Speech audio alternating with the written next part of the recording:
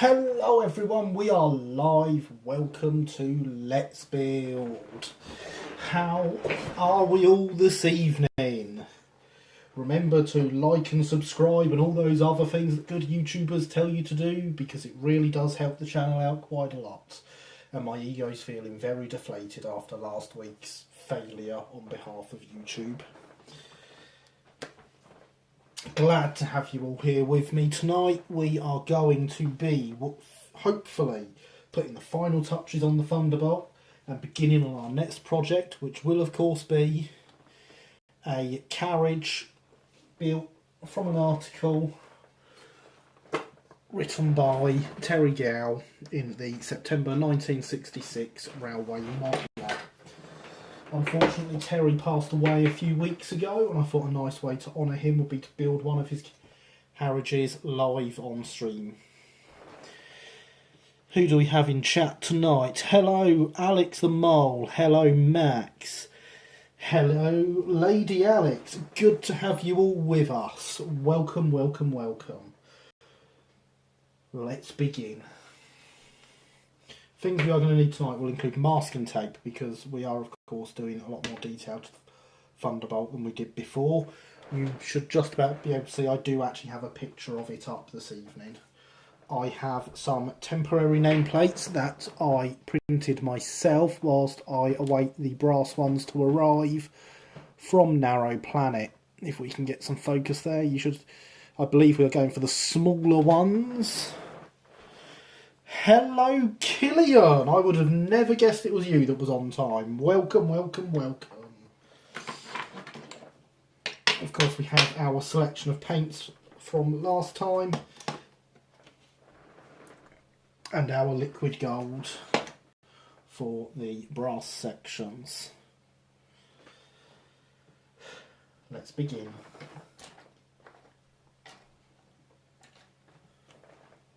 Firstly, by finding my decent paintbrush. No, this is the one I use for glue. I really need to label these, because they are both the same paintbrush out of the same free set that came with BRM.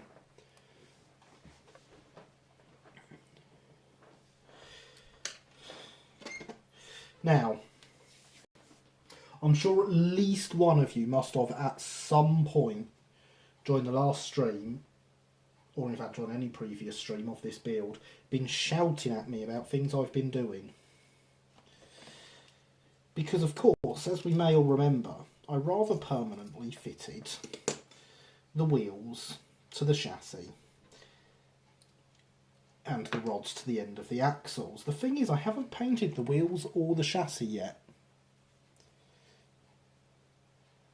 So I believe I'm going to have to break the seal on the wheels, slide them off as much as possible so I can paint the chassis, and paint the wheels themselves. The chassis will be black, the wheels will be red. The actual outside rod will remain unpainted. However, the crank bosses coming out to it should also be red. So this is going to be very interesting to paint. Good evening, Linny. Welcome to the stream. How are you this evening? I think Audrey was featured in Railway Model of his Railway series builds. Audrey was indeed featured. I do have digital copies of all the articles Audrey did saved on my laptop, along with an article, I can't remember which magazine it was in, but it was made with a behind the scenes of the production of the first series of Thomas the Tank Engine. I inexplicably have a set of Thunderbolt nameplates in 16mm scale. Well, Killian, I think they might be a bit big for this one. These are quite small nameplates we're looking at here for this one. So, these wheels are of course super glued onto the axles. It should not take much to break that seal and allow us to paint. I am not too bad either, thank you, Linny. I also am quite tired. It has been a very, very busy day for me today. But I am glad to be back live with you all. Ow! That was the pick up going into my finger. Remember everyone, sharp things are sharp. Cool, have you considered building a railway series, Thomas, soon? I actually have some accurate E2s already, or as good enough to be accurate for me, E2s already. I have no need for railway series accurate Thomas, however, so mine shall stay in London, Brighton and South Coast livery.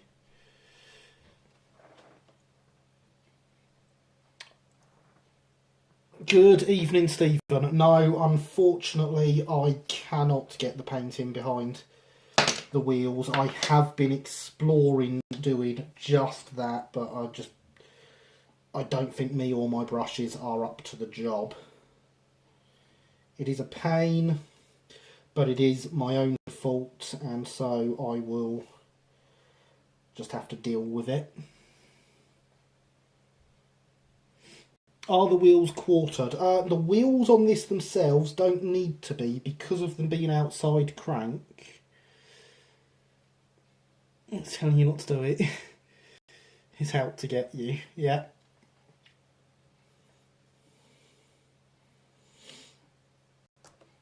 But I mean, as this build itself has been reasonably straightforward, something like this that is a problem I have created, it's okay. I can get over this problem because of how much easier this build has been than I expected it to be. Also, did you know hot things are hot? I had heard a rumour that hot things were hot, Harry. Welcome to the stream. How are you?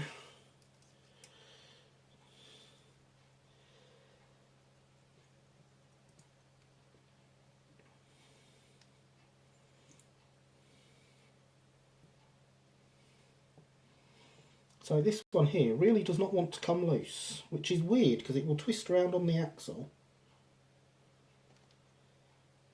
But it's very much not sliding off of it. There we go, got it. Right, that's all 4 axles off. I'm going to use some blue tack to stick them to the crank bosses. So, as I say, these wheels themselves don't need quartering because the outside cranks are... The cranks are outside, they're not attached to the wheels. So the wheels can face any direction, so it's not too bad.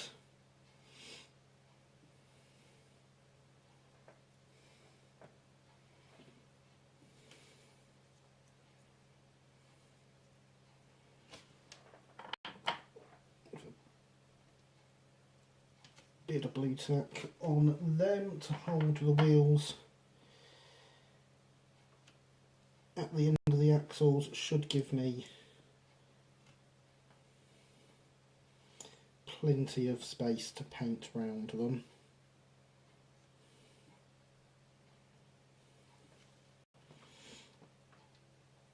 Unfortunately, this is just one of those things that happens. Yes, as Alex says, smash that like button. My ego is in dire need of some likes from you all after YouTube breaking last week. Hydration, kids, is very important.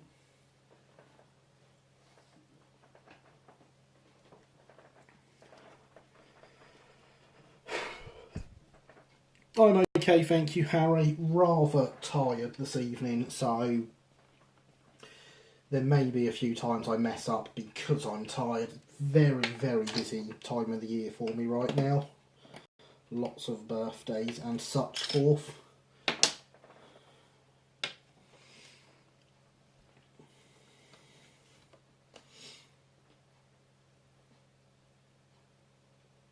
I really want to primer this, but I know I won't be able to get it apart properly to do it.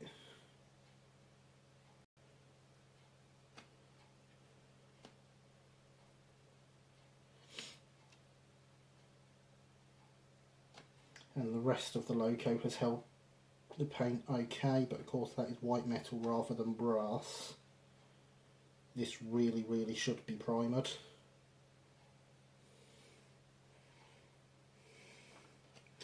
So excited to get my NCG16 kit, cannot wait to build it. It's by Wise Model Services. Sounds awesome, Max. Kit building is great fun.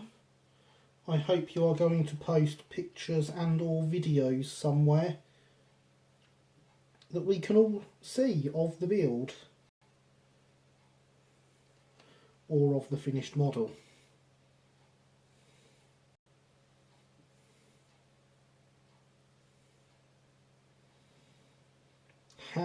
How is everyone this evening? Do we have any projects on the go tonight?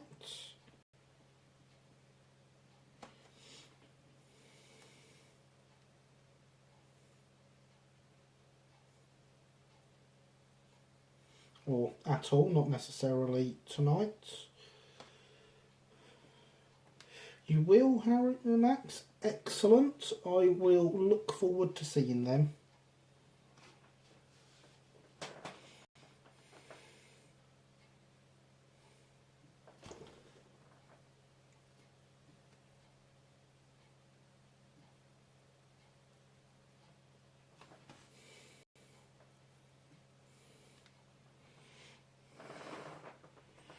Jenny Lind box tank. Oh, very nice.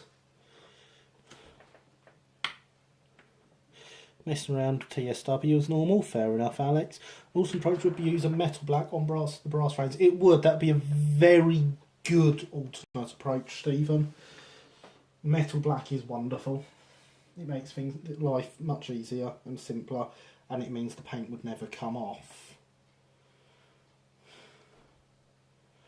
Well, you know about one of mine, just wait for the PVA to dry before the next step. Not sure how well it will go, of course. Yes, I do indeed know about yours, Alex. Working on an SWR 42-foot third coach. Yes, I did see the post that the pictures you put on, Linny. I just was getting ready for this, so we didn't have a chance to respond. Oh no, I've slipped far enough out the hole. This is where it becomes a real pain.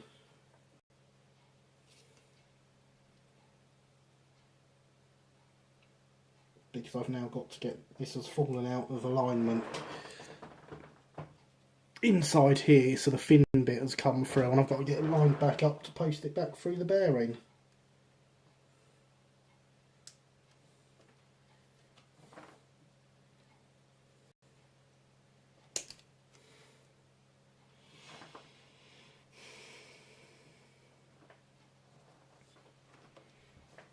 CCR luggage van, birdcage lookout, scratch built in cardboard and plastic will be fabulous.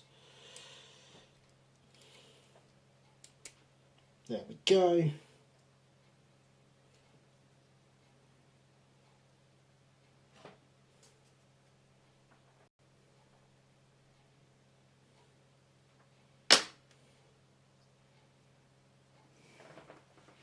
Other than my Engage model railroad coach, not much. Lone Star 080 dummy unit rebuilding into Donald from a parody series. You can have a tender that is powered. Oh, very nice. Ian Knuckles and I discussing getting my 042 printed. Oh, excellent, Killian. Excellent.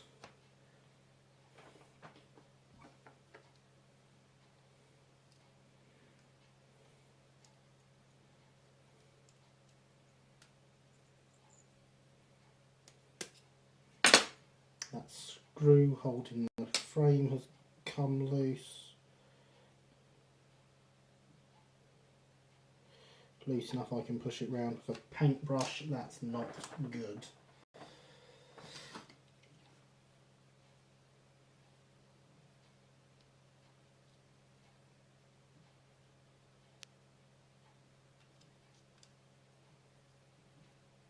I think that's as far as I'm going to get it twisted back round.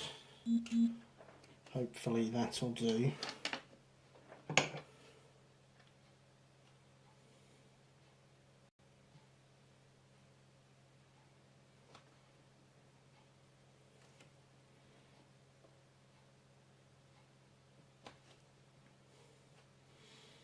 So yes, whilst this job is a pain, I actually realised about a week and a half ago that I'd done this, that this was going to have to happen, and I went through few different options in my head as to see if I could avoid this, and discovered I couldn't. That does, of course, mean I've had time to come to terms with it and can accept my fate. I did not like the idea when it first happened.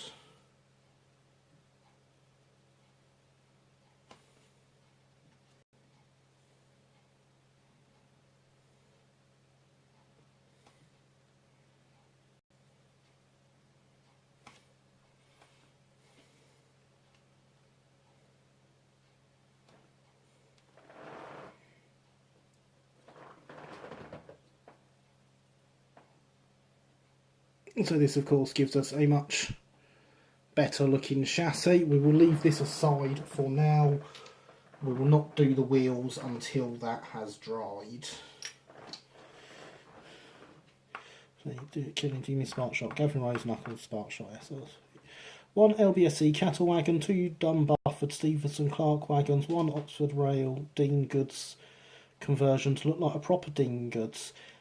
Excellent. I do remember you starting your Dean Goods thread over on RM Web, Stephen, and I look forward to seeing some progress on that, because that really is one of those models of, if I wanted a Dean Goods I wouldn't start there, isn't it?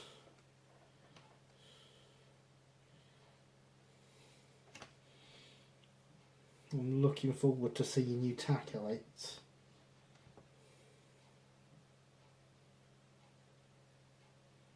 And I'm looking forward to how much Dean Goods will be left by the time you've finished. That's not counting the new and exciting projects I have in mind. I'm in danger of starting before finish. Oh, Stephen, please do tell. Please, please, please. That's very intriguing sounding.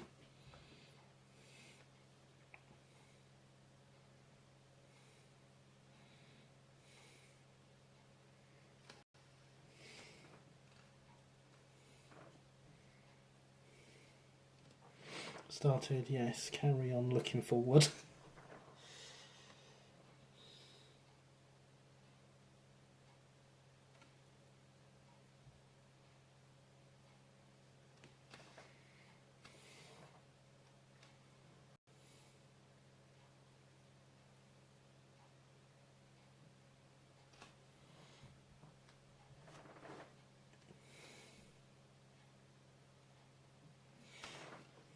Okay, I'll come back to it. I'm glad you put that on there, Stephen, because I always forget the number that comes after compound when on RM Web for your username. So I'm glad you've put it on there and I don't have to try and remember. Because I'll be honest, I would have just been asking you.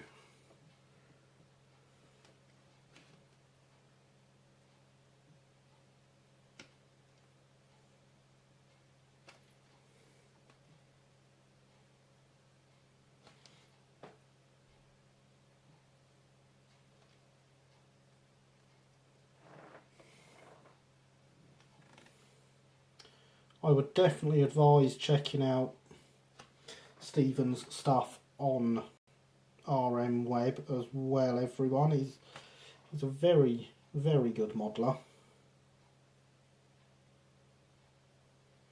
And the level of research that goes into everything is absolutely astounding, quite honestly.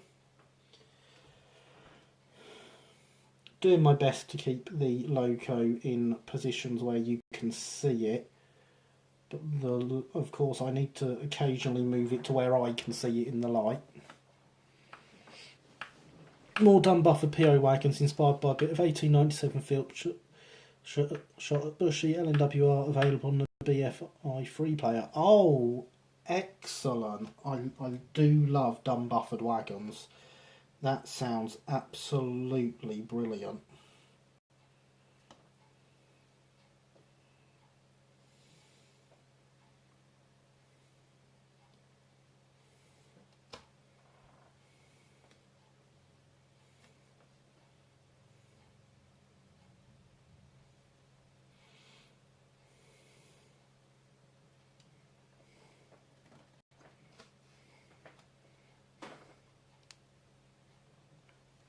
Found an old French Meccano battery operated controller. My dad's bought it on eBay a couple of years ago. I imported it while I had my old eBay account with using a new M-gauge layout. Oh, wow.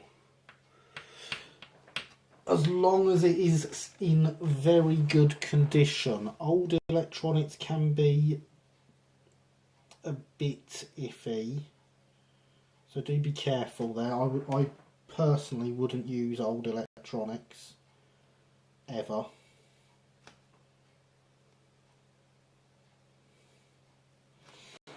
Rather more research than modelling lately. Yes, but your research on its own is incredible.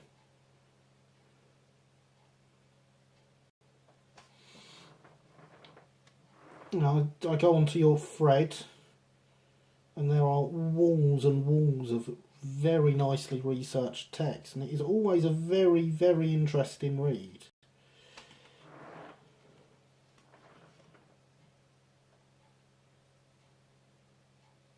So I'm quite happy with lots of research from your good self.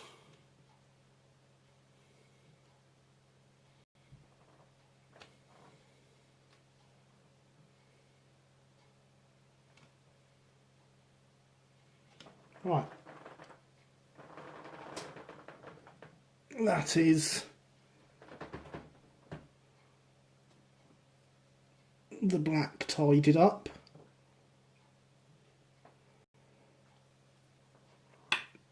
Going to go on to the woodwork now.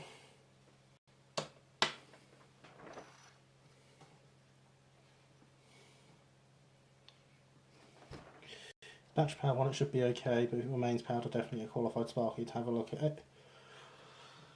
Thank you for your input there, Linny. You are, of course, the person I would defer all knowledge to on these matters.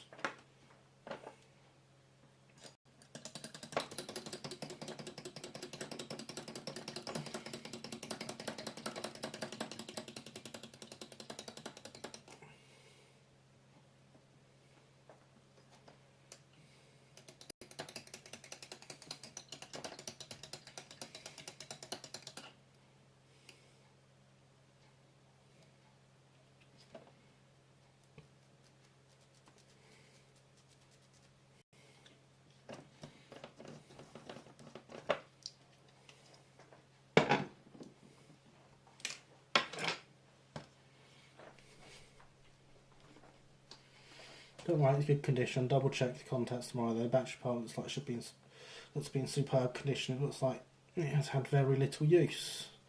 Speed adjustment. Okay, excellent. I do worry about these things.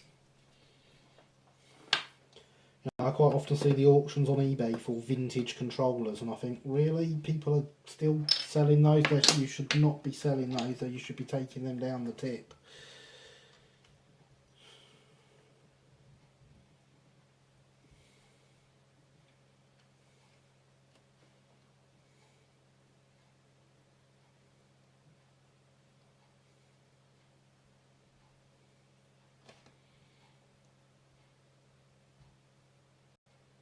So, in some other news, everyone, I did some non-stream modelling over this weekend. And I did some work on my big layout.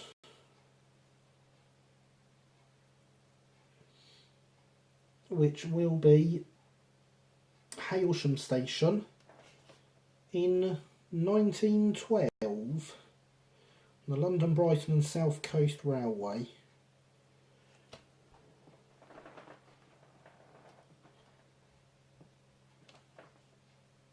So do be keeping an eye on my social media for some updates about that. I took plenty of pictures as I was making some mock-up buildings for it. I got the last bits of the electronics wired in. So when I next... Oh, and I got some backscene boards on it at last. Something that it has been waiting for a very long time. So do expect some photos to Twitter, an update on its RM web thread.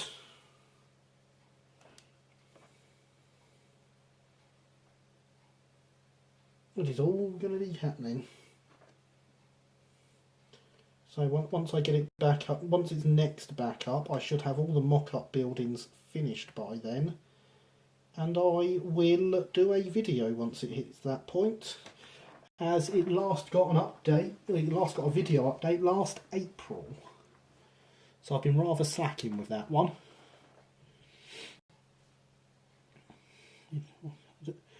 Okay, have fun watering the garden, Harry. I do have soldering iron, so if anything is fixed, it will be. Excellent, Max. You have arrived, young Padawan. Welcome. Welcome, Luke. It is good to have you here.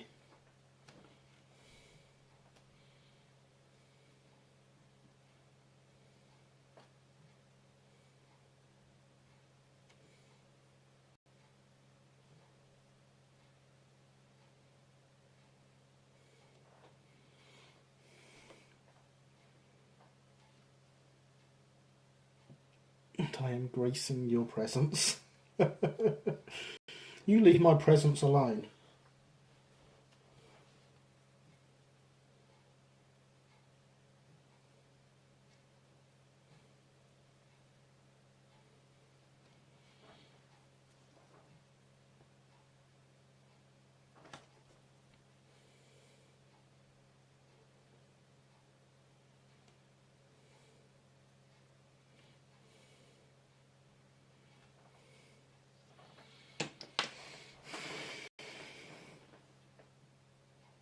Oh, just people saying good evening. That's okay. Right, let's have a quick look at this on the close-up, so we can see now the woodwork on the boiler looking much more even than it did before.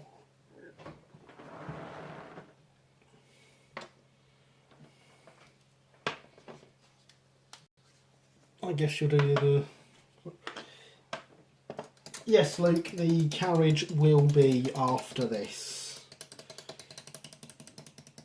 Hence the title of the video, which amazingly I can't actually see at the moment, but you know, finishing painting the Thunderbolt and starting work on the carriages. As I have already said to everyone else, today's article by Mr. Terry Gough is coming out of the September 66 Railway Modeller, and both the carriages we are using are LNER, so you'll love them, Luke.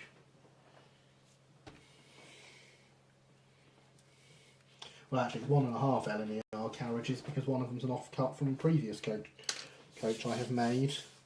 I have still forgotten to paint these buffers on the back. I forgot to paint these buffers when we were last here. I'm still forgetting now. It's not good, that, is it? I'm going to do the green first, I think.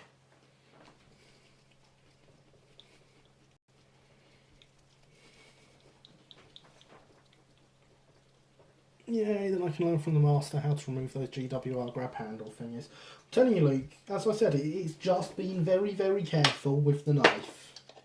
There is no special technique. Just care and taking your time. 2 shillings 6pence. RM has always been expensive, apparently.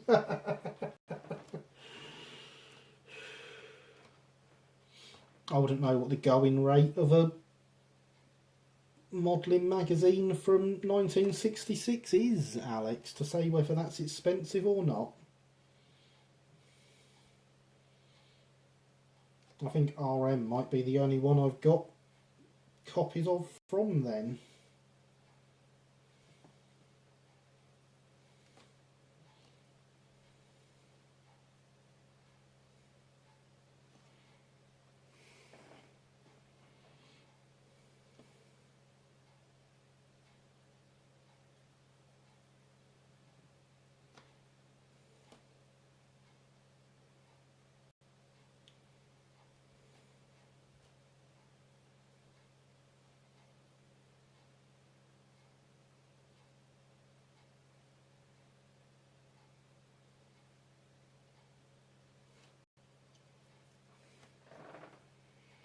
Hang on, I'll check.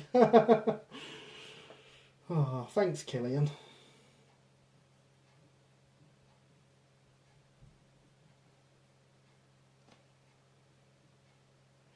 Sorry, I was nearly out of earshot. Did you say cholesterols you're about to chop up are LNER liverid ones?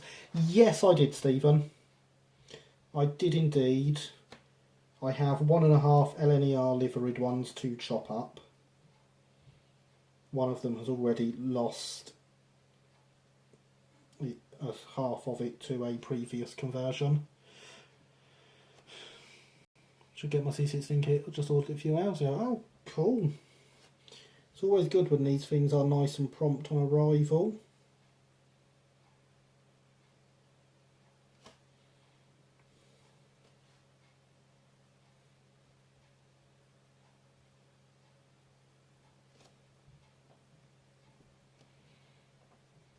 Railway World was 3 shillings, Railway Magazine was 2.62. Ah, see, there you go, Alex. It's not always been expensive.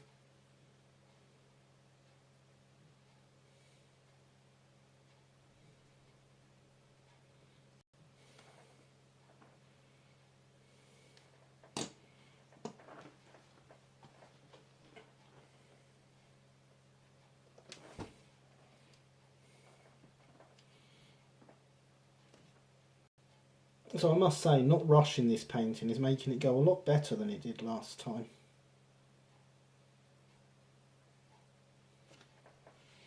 Trains Illustrated was 2.6 as well. So I think, other than these and a couple of model railway constructors I bought the other day from the 80s, my only old magazines are the ones in my MRJ collection, because I do have a very almost complete set of MRJs. And yes, modern folks being ripped off then. Yep. That's much easier work to try original. Yes, Stephen, it is. The latter ones are much, much easier to work with than the Triang ones. You are quite right there. Gonna have to move this almost completely out of camera shot here to be able to see what I'm doing.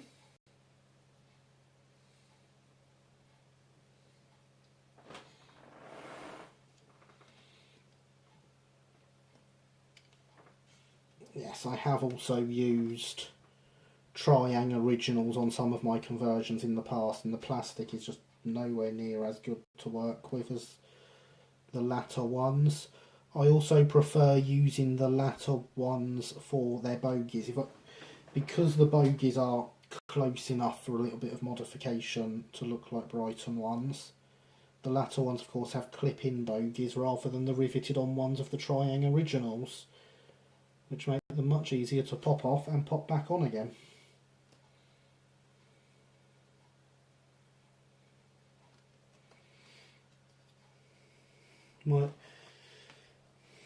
Can't you take John O'Hara's admit and what plastic? Would that make it worse?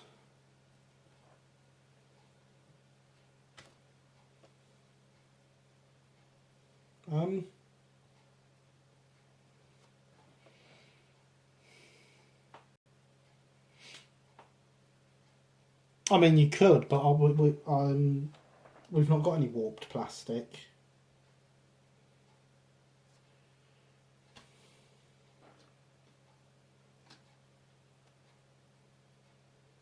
The plastic on the Triang carriages is very brittle and snaps very easy.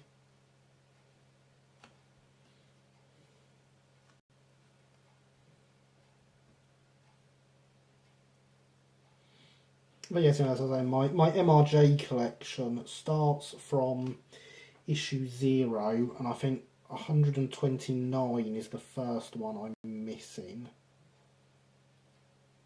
But over from there up, I have about another 80 issues that I have from there up. So I do have quite a good collection of MRJs. And I will at some point get the ones I'm missing to make it a complete set.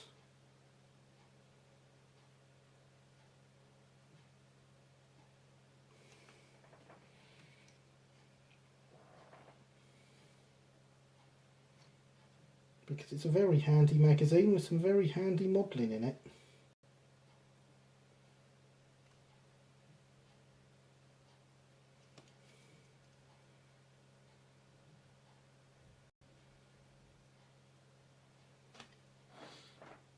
It's one of those things I used to consider scary and myself not a good enough level modeller for, but I also used to think the same thing about RM Web.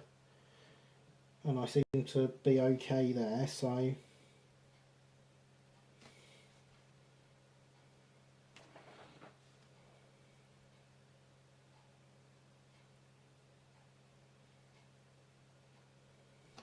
Either that or I'm just dispelling the myth that RM Web is for good modelers. Who knows?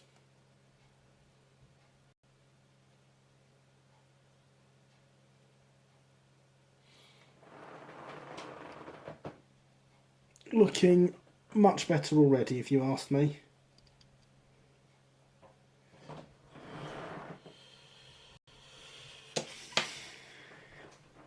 So now that DJM has gone into liquidation, what's going to happen to all the products that are under development?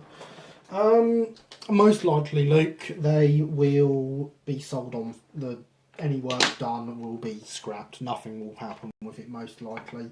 It is possible someone else will see some value in the order books and stuff and purchase them off the liquidators, but I think it's very unlikely. A lot of the tooling DJM didn't own anymore. It's not going to be a fun time for Dave Jones, particularly. But I don't think he was having a great time at the moment anyway, with some of the battles he was having with China. So I do believe that it will probably be the end of pretty much the entire DJM range announced or released. It would not surprise me if we don't see anything out of that stuff ever again. Right, I'm going to do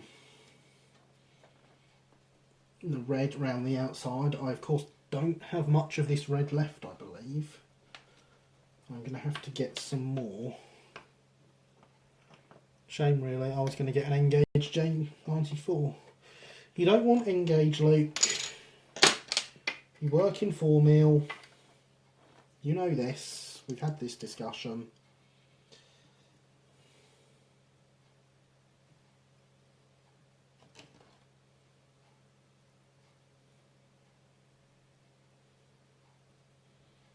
Concentrate on a single scale.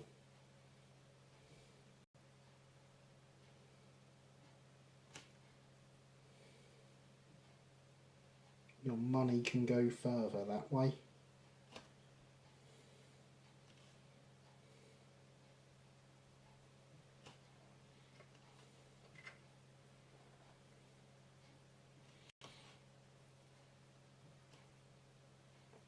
And you have had warnings from other people that have had issues with N-scale British steam as well, so...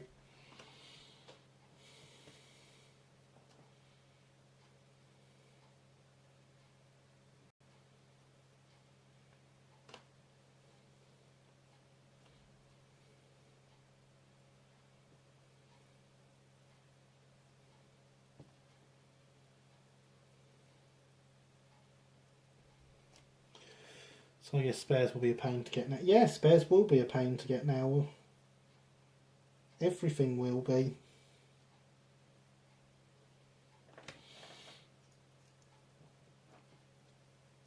It is a shame, but as I said, it's not a surprising turn of events.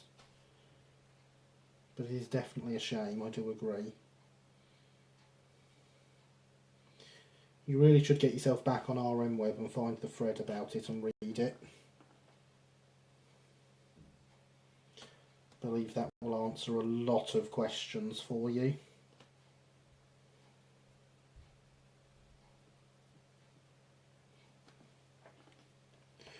we had a model railway company just go out of business, North West Short Line will be missed.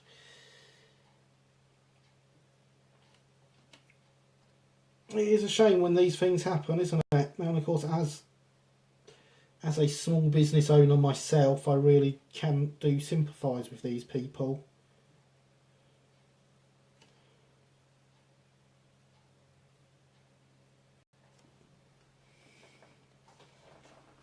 Couplings are much else these days, but admired with the all amazing stuff done by some 2mm fine scale folks. Indeed, yes. Yes, there is some impressive 2mm fine scale stuff out there. I myself am actually quite well involved with the Engage at Club and attend exhibitions with it. But I'd never model it myself properly because, I mean, honestly, I struggle to see Engage. A lot of people think I'm joking when I always saying, well, at least I can see 00. But, in all honesty, at least I can see 00.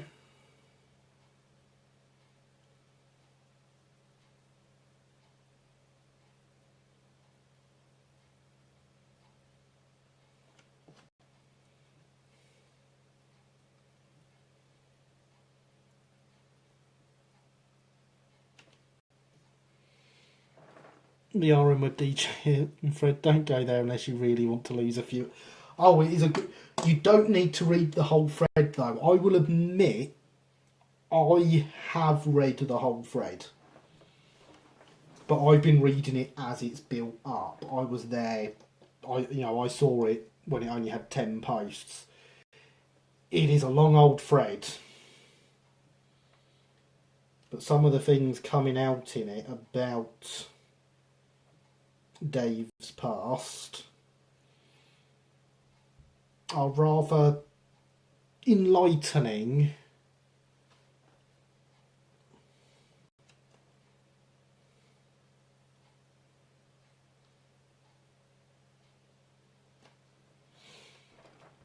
Technically I've modelled in Engage but 00 scale. Well, yeah, okay, I modelled 009 as well, Killian.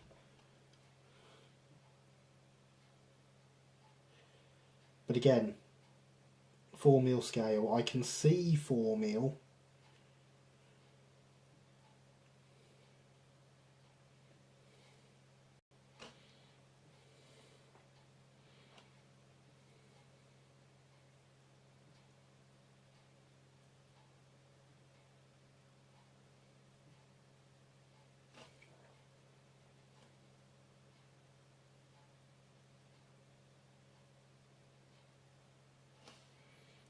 And one of the things I do like about railway modelling is actually being able to see it.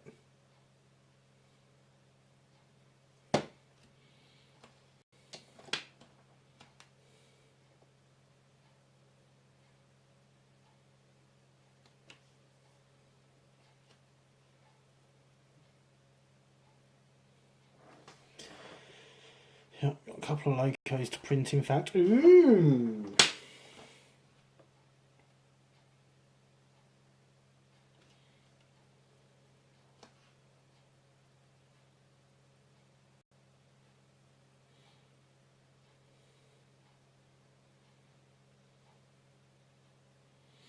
Well, since we were last here, I've built a new 00 layout in the house, which means we technically have 5 layouts in the house now, which is nice.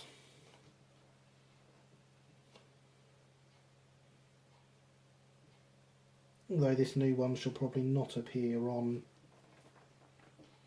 RM Web. Here's my son's layout in his bedroom.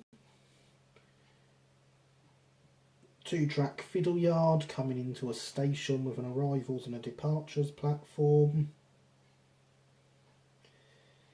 A little engine shed for a local shunter to live in. And a 322 Inglenook, which I don't think is bad at all for the space he's got it in.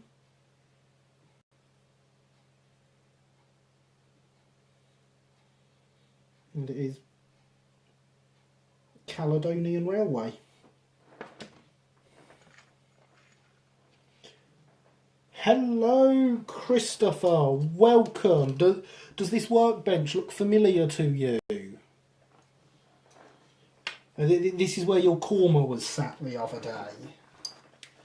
In fact, I found some of it still on here when I was tidying up the workbench for tonight's stream.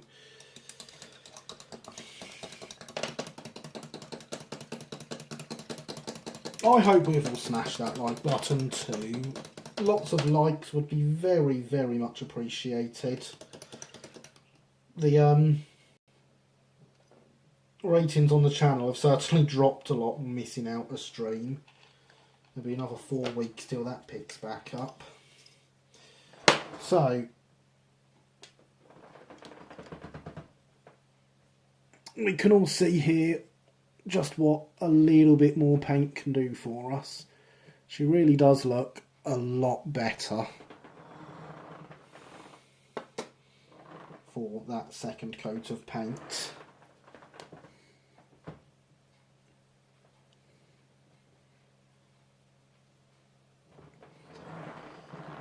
So it obviously needs more, but for the time being, whilst she's drying, I'm going to set her aside.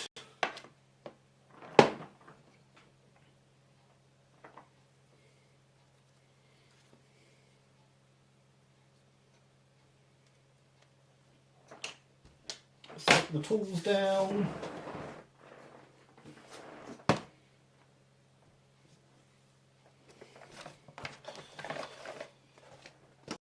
And get me a magazine.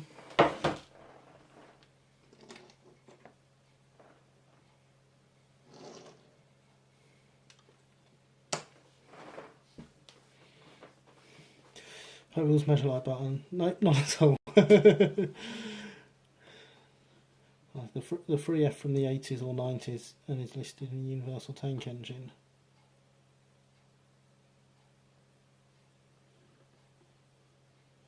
Oh, Lone Star. Wow, that's quite an old one, yes. Really didn't know I'd dribbled. I believe you find the korma was actually from when you were serving it up rather than from you dribbling.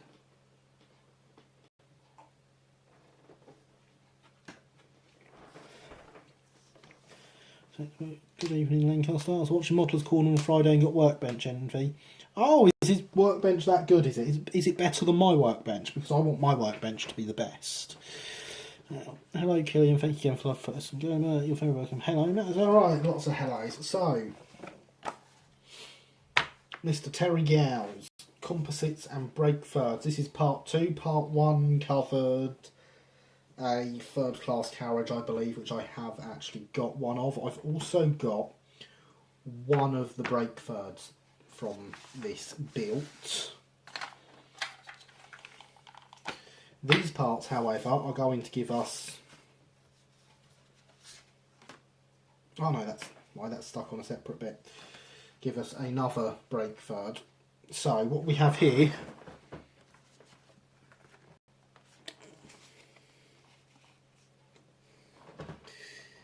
is some carriage ends and beading and many partitions for between the compartments. These are available in a PDF downloadable from my website, oakhillmodelrailway.co.uk, for anyone that wants to be working on these carriages. These drawings fit within the standard body, so if you are working on these will work for you. Even if you just want to upgrade one of these by putting some partitions in, these are what you want. Same here, all calls there, so take a form of public transport, didn't they?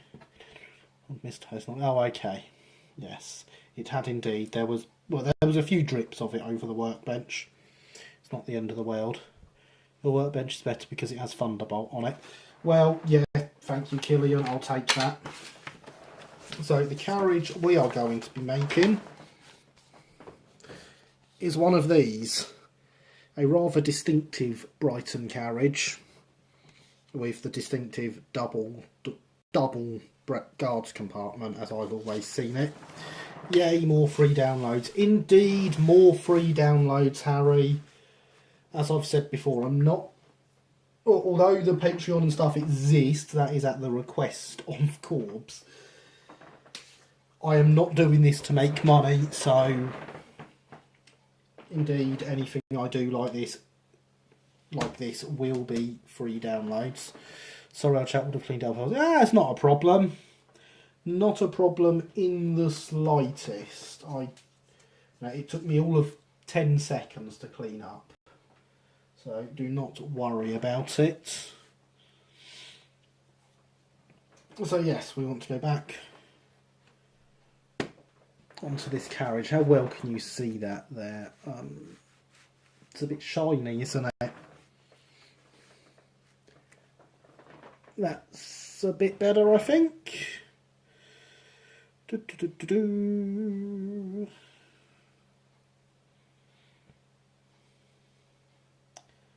So yes, our 5 compartments are here. And then we will be using 2 sections taken from behind the guards duckets to make up the back section, which of course means the knife blade needs to come off and the saw needs to go on.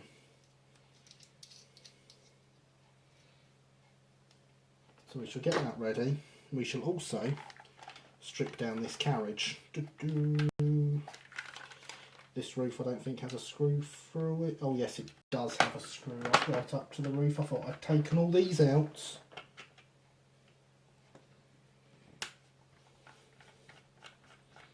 Oh no, I had taken these all out, but this is a new one. It's only just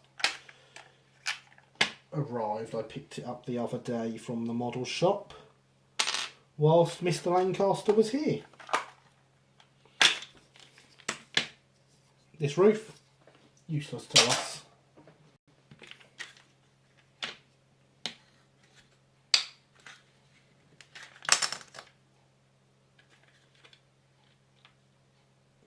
This appears to be covered in oil.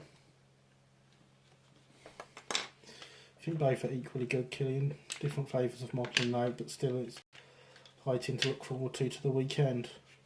Where you can get saw blades like that from? Yeah, it's an X-Acto blade. I got it from the model shop. This one specifically is an X-Acto 235. I don't know if you can make out the text on there, but that's all it is. It's an X-Acto knife and saw. Hashtag not sponsored. Oil. I don't know why this is covered in oil. I don't know why someone would oil under there, but it's coming off.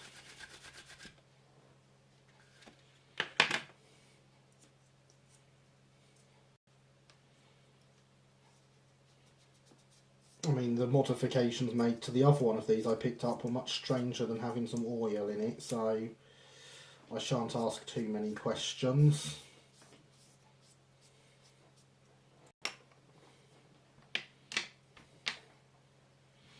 We shall hang on to all these bits and we shall pop the buffers out, which also appear to be oil covered.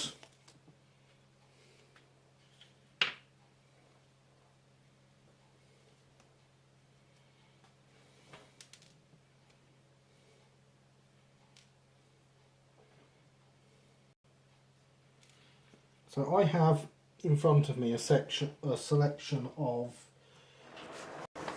lines of where to cut this carriage to make the various carriage types of the Brighton, which I'm sure someone somewhere will be moaning about copyright for me showing that, but oh well. I like to make sure I cut these straight.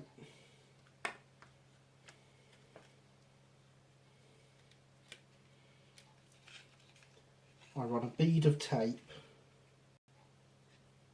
along where I want to cut. Railway modelers are odd. We had a box fan with oil inside it come into the shop. Yeah, I don't get why people would do these things.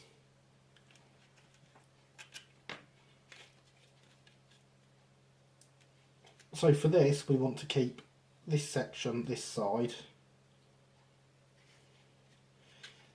and then we will want to keep all of the compartments as well, because that gives us our 5 compartments for the brake.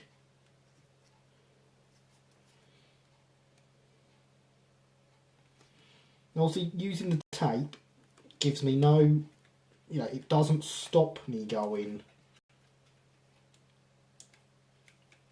off in funny angles with my saw, but it gives me a visual reference.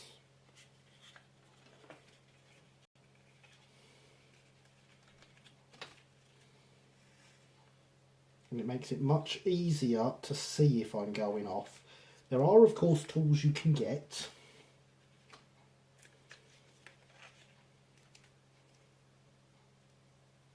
To make sure you stay straight.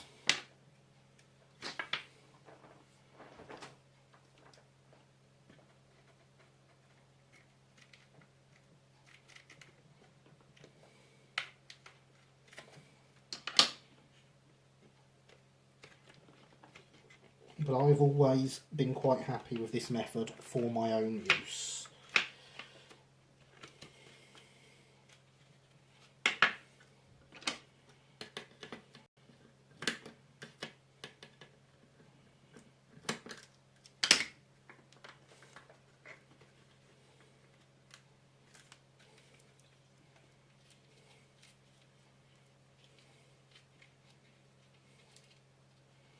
And in fact, there are many bits of these coaches shoved in a drawer covered in tape like this.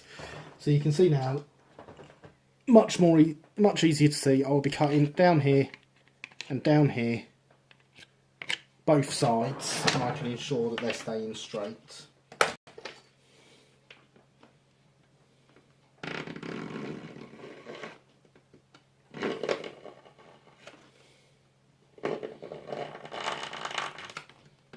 Just by ensuring that I am following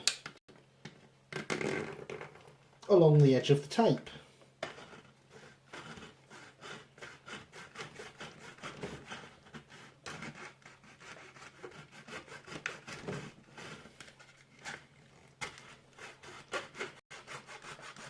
Nothing more to it than that.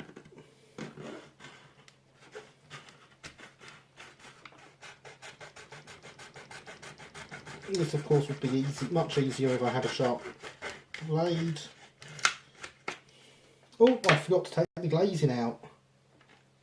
I forgot to take the glazing out, but that's fine because we'll be replacing it anyway.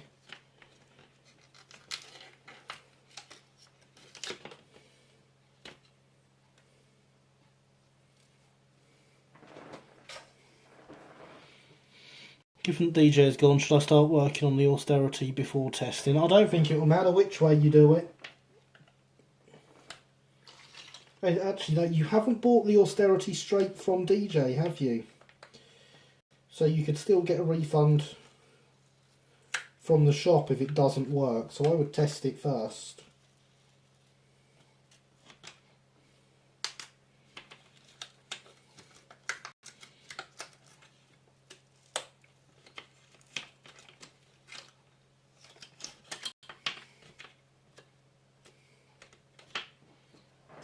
There we go.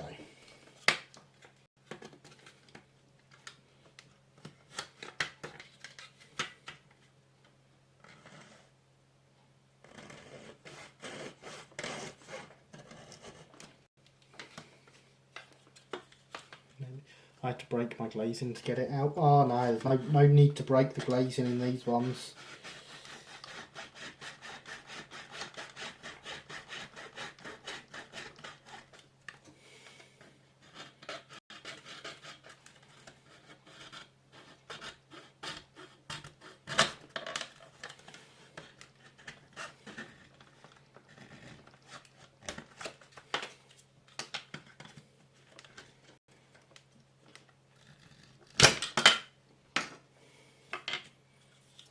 goes that section. So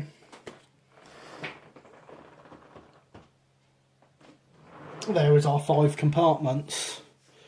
Just heard the horn blast from the nearest railroad. I think a diesel locomotive went by, like an SD40, SD50, not sure what it consists. I'm going to have to get a scanner though, eventually. Oh, very nice, Max.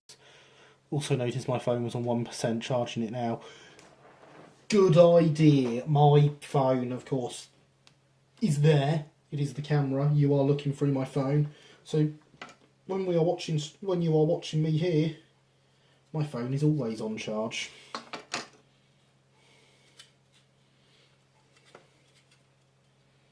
That has not come out very cleanly on the bottom there. That is, of course, my own fault. I let it wander a bit. Everyone else is quite capable of preventing that.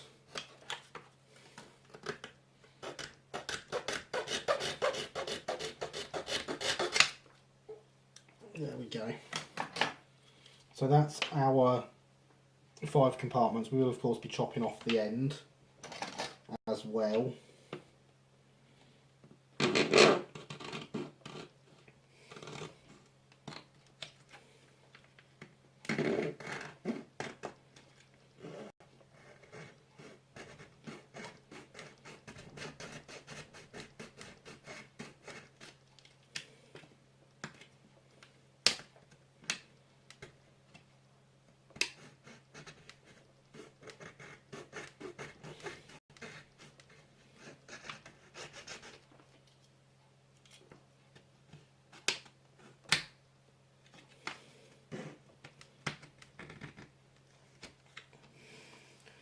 So Luke, it might be worth you heading over to my website, because I know you're going to be working on your ones of these soon.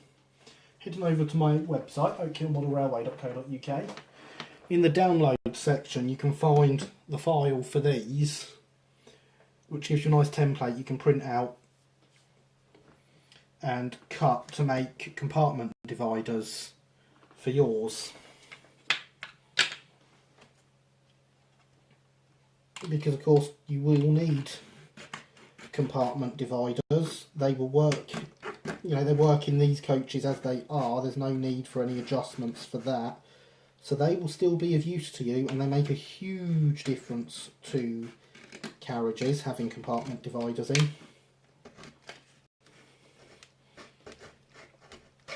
Because of course you shouldn't be able to look through a carriage at an angle like that and see out the other side.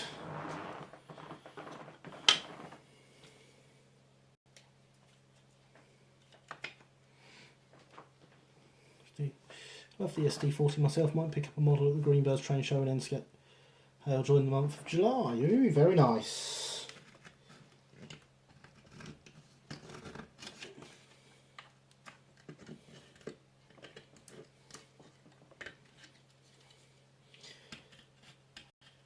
I don't know a huge amount about American railroads. I do, however, know what an SD40 is.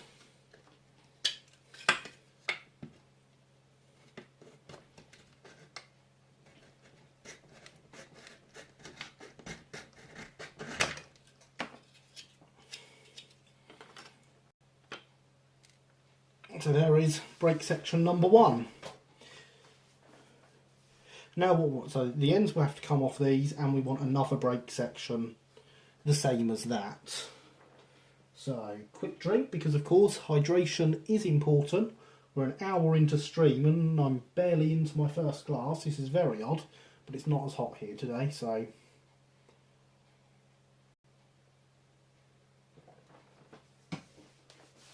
I was just going to leave the interiors as be, as I thought you wouldn't be able to see through the windows at normal viewing distance. You can, Luke. You definitely can. It makes a huge difference. I mean, on one of these with 5 compartments, the same number of compartments here still. That's 1, 2, 3, 4 and 5 of these. It's not a lot of plastic card that you need. It's there.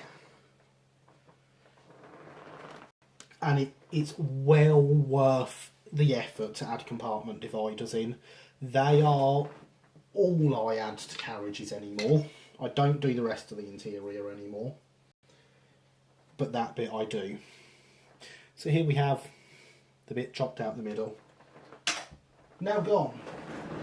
Fill out the box and throwing things in too, so I'll just put that in there properly.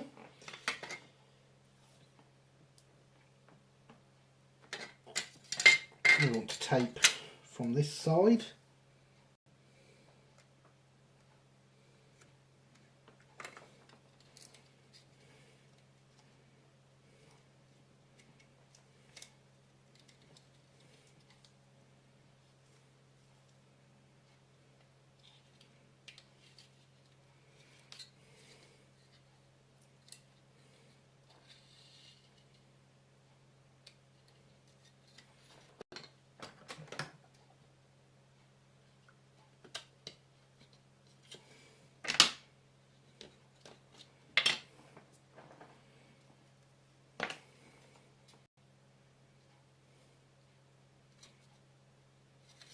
I've lined that up wrong.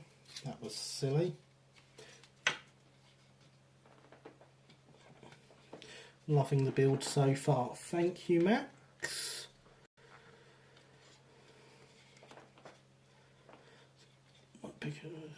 Oh, very nice. I'm not doing this RTR bash, but I do have my brother's cholesterol. Well, Harry, as I say, these drawings I've done give you compartment dividers that fit in the standard body. I will not be altering the way the body between the sides. So these fit in here and give you the compartment divides. If you're going to do anything with these carriages, at the very least, add in the compartment dividers. It makes a huge, huge difference to the appearance of them.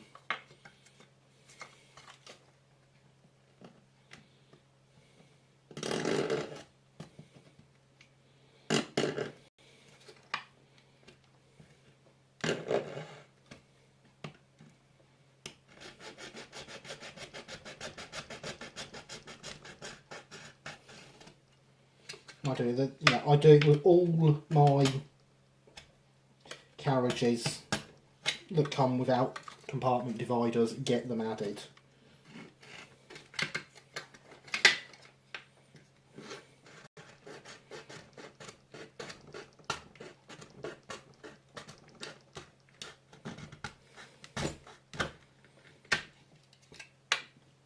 I usually rough cut one to get it to fit, trial and error, and then measure that to make drawings like these ones for whatever carriage type I'm working on. Obviously this is only good advice for compartment carriages,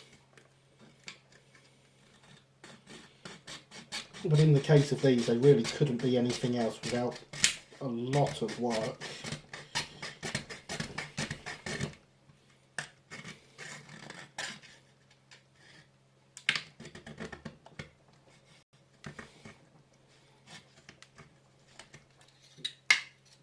I really do need to get a new knife blade, a new saw blade.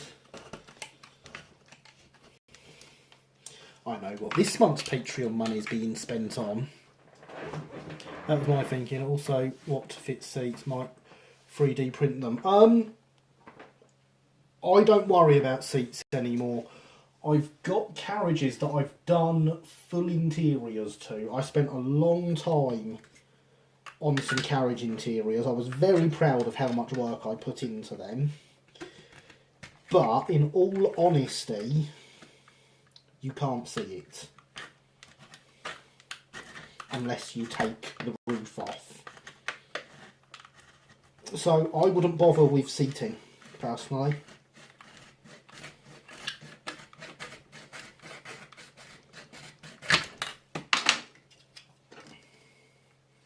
And there is our second brake compartment. So we've got an extra compartment there. Currently is no use to us, but if I'm doing something in the future that requires a single third class compartment, there it is. I don't know why I've bothered taking the tape off.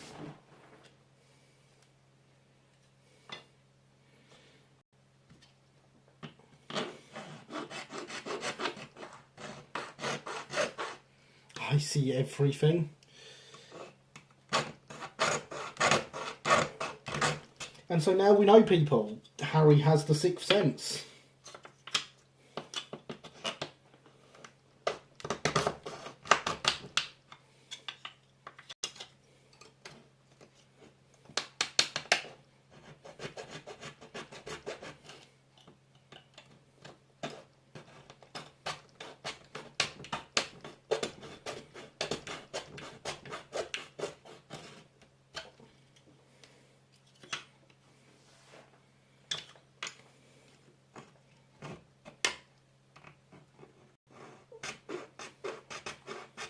The ends of these are never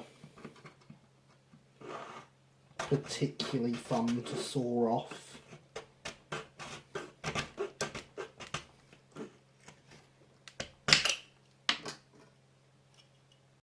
Yeah, I think I'm all the way through there. No, not quite.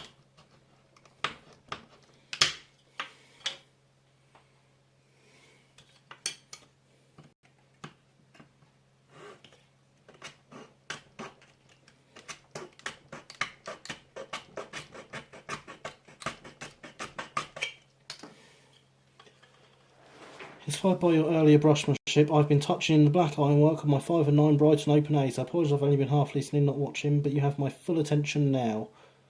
I see bread, people.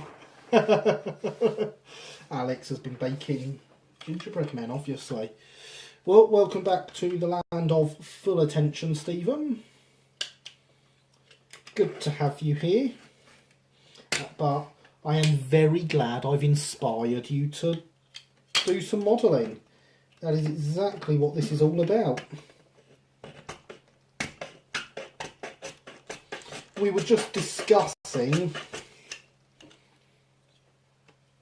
carriage interiors. You need to get a Dremel. I have one, it's nice to work with. Well, a friend of mine does most of my cutting. My hands shake, so I'm a bit afraid to use it.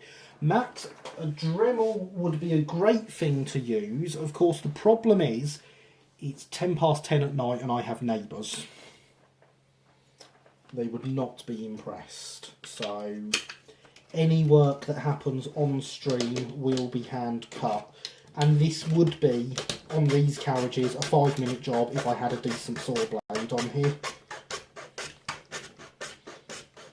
So this is my own fault.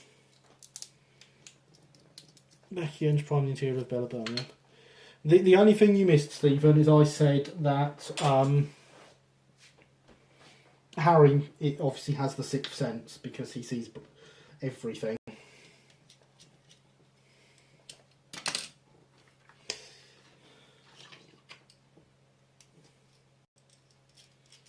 Just going to switch back to my knife and cut away the remains of this end.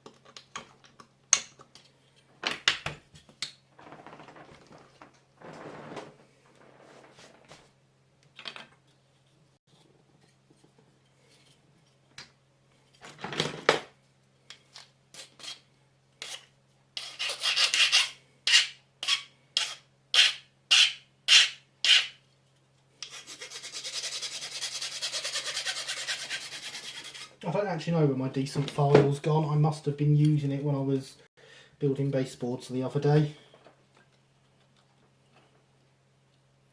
So if I slide that in there, you see it's going to need a bit of filler. But right now we've got the beginnings of a carriage.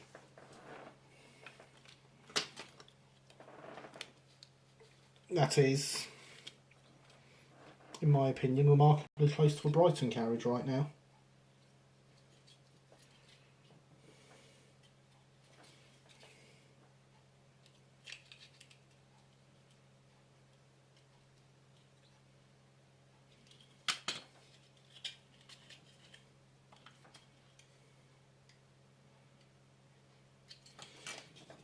I don't think I've quite cut through this end straight, and that could be why that's sticking out so much. As I say, the tape doesn't stop me. Carriage and Tears, my bright and open A currently has no floor.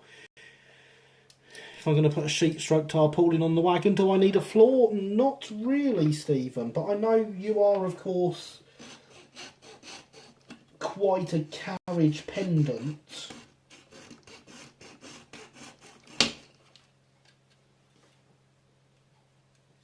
So, what I was saying was, although, yes, in the past, I have done fully detailed carriage interiors,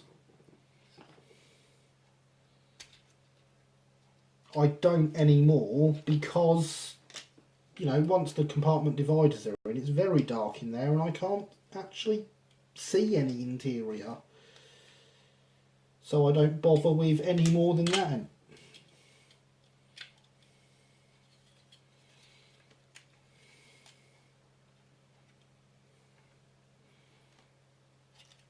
Oh, of course, I actually want to cut this one shorter, don't I? Because it only wants 4 panels here. 3 panels on the end, then 4 panels. Yeah.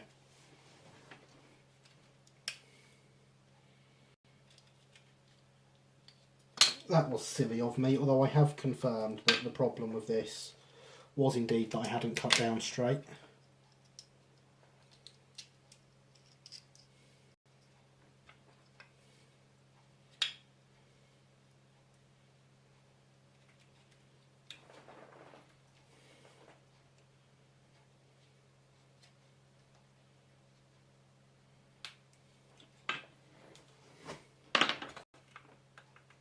Yes, that's much better.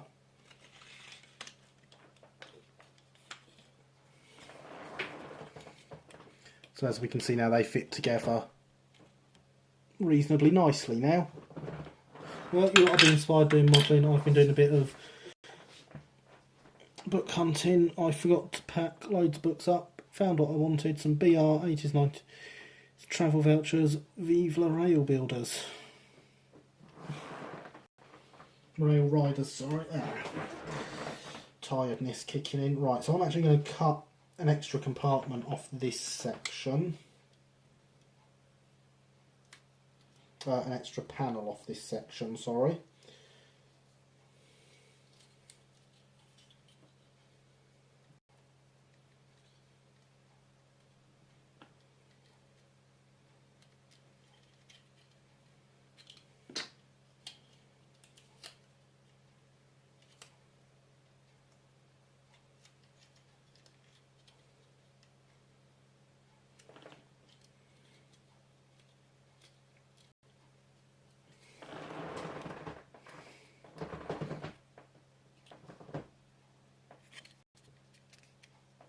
So, just the one panel off the end.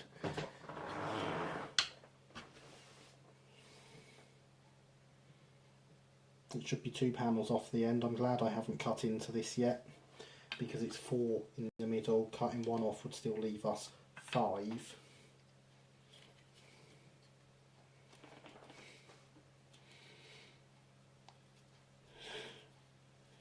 Yeah, definitely. Send Network Rail a tweet and ask if they're still valid.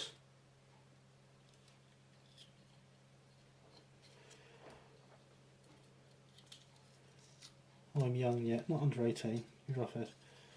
Handshaking is DNA, and I find it hard to do fine motor skills such as fine painting.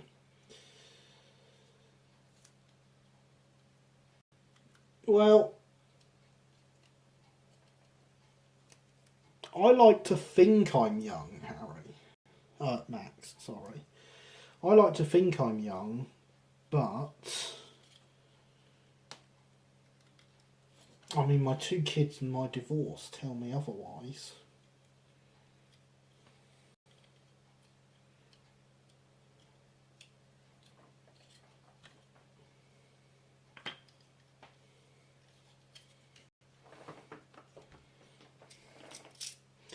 I end up using a lot of masking tape.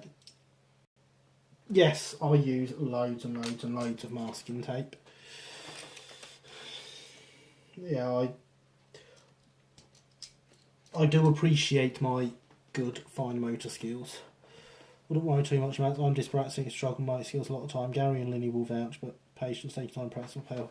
Yes, indeed, I can vouch for what the good lady Alex says.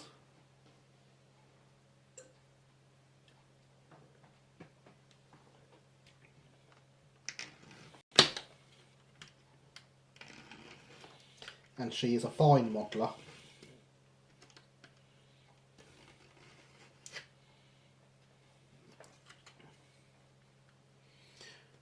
Masking tape gives a more precise finish anyway. Yes, yes it does.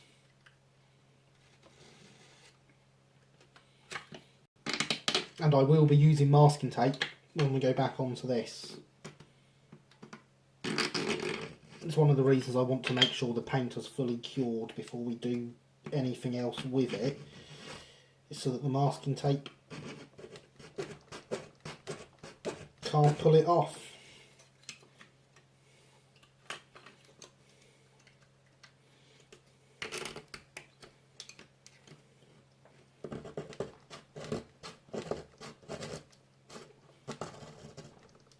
So I should have left this one alone and not cut into this one and cut the extra compartments off of this one. That would have been the clever thing to do.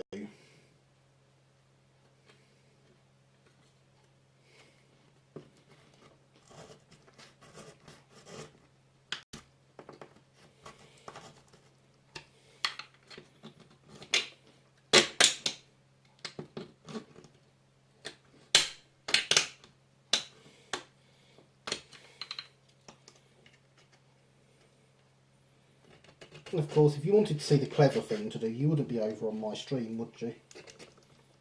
No, of course not.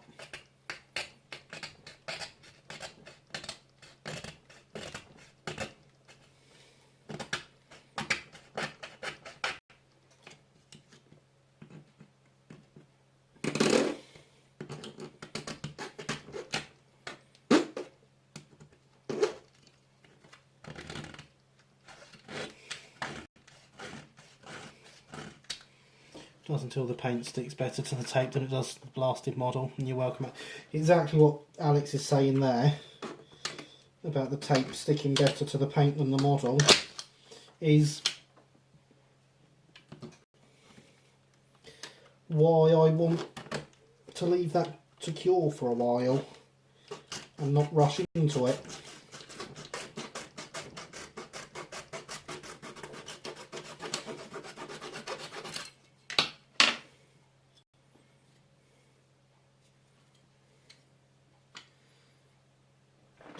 File just to clean up this edge.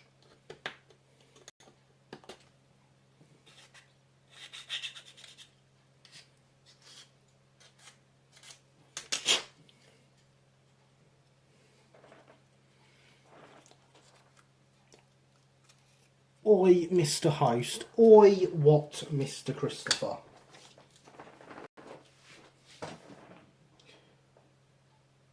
That was close. I nearly went sent another glass fly in there.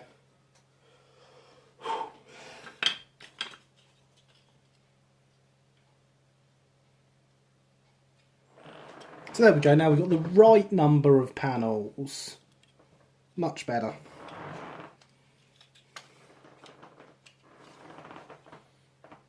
There it is. I'll put it down next to me.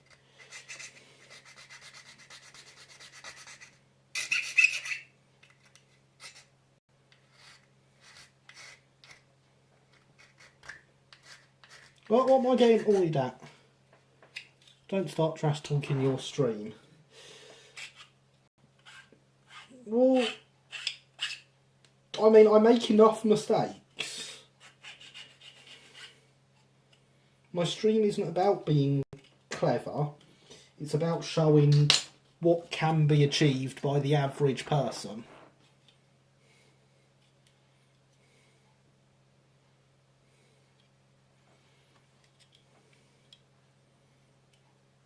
And let's be honest, it's the viewers that make the stream. So we've got quite a nice fit there actually. Let's block that bit of light shine. I'm very happy with that.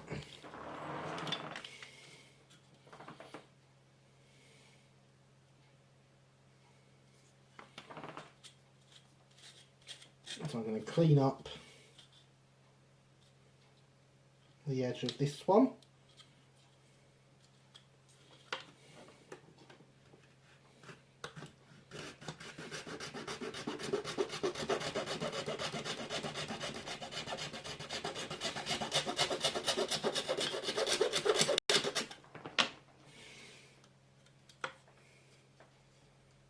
Don't make that many mistakes. I make enough.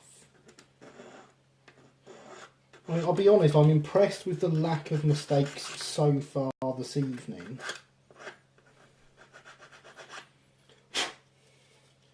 Because I have had a very long day, I'm rather tired and I expected to mess up quite a few times.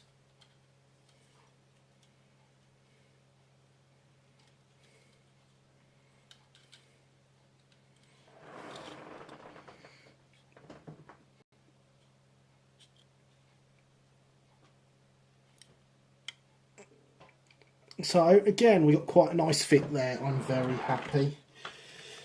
If I'm not allowed to badmouth my streams, you aren't allowed to do it to yours. I'm not badmouthing my stream. I'm saying I don't do things the clever way.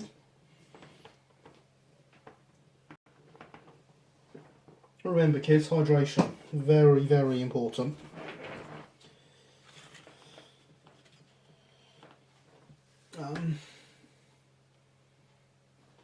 I suppose, if I hold this right,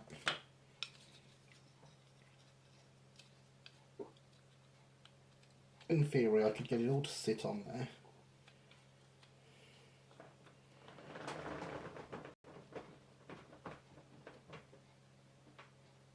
And we have the beginnings of a Brighton 5-compartment third, 54 foot in length.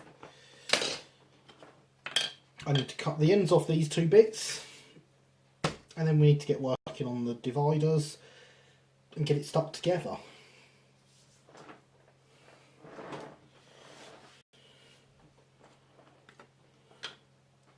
It's nice of you to all come to the defence of my stream and my abilities, those guys. I do appreciate it.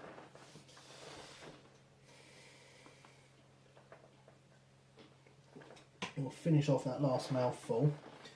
Fill it up again with generic black fizzy sugar-free liquid, not cherry flavoured, unlike Alex's yesterday. But that'll make the glass slightly heavier and therefore slightly harder for me to knock over.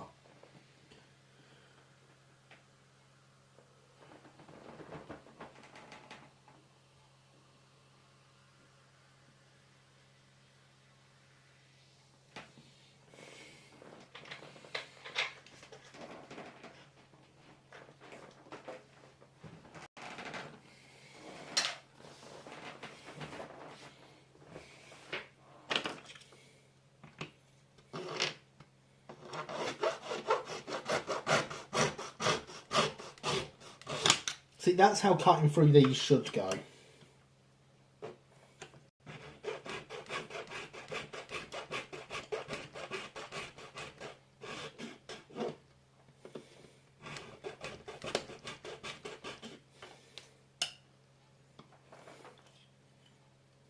Oh no, I got slightly too far forward with that cut. See? Not clever. Cut in the wrong place and taking the front of the buffer beam off. Distinctively not a clever thing to do.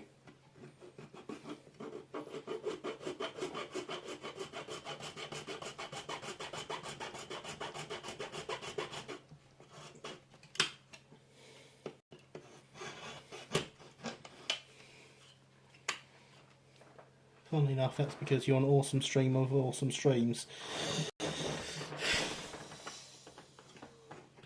Thank you, much appreciated.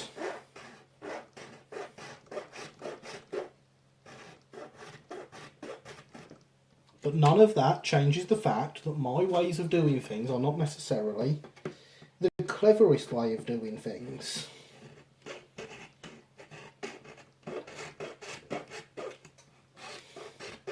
Which is what I said. I didn't say there was anything wrong with the stream. I love the stream. The stream is awesome.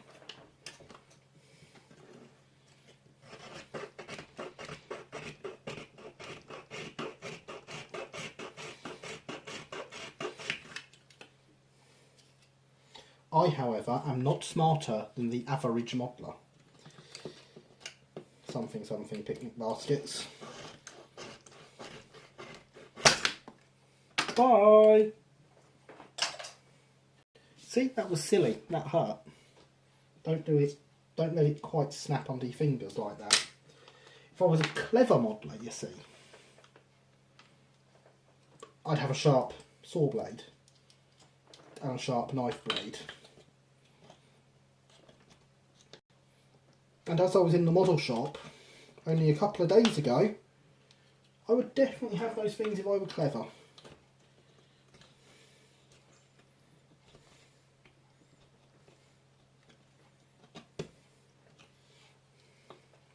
But who cares, it works. I quite agree, Alex. Who cares, it works. That, which is what I said.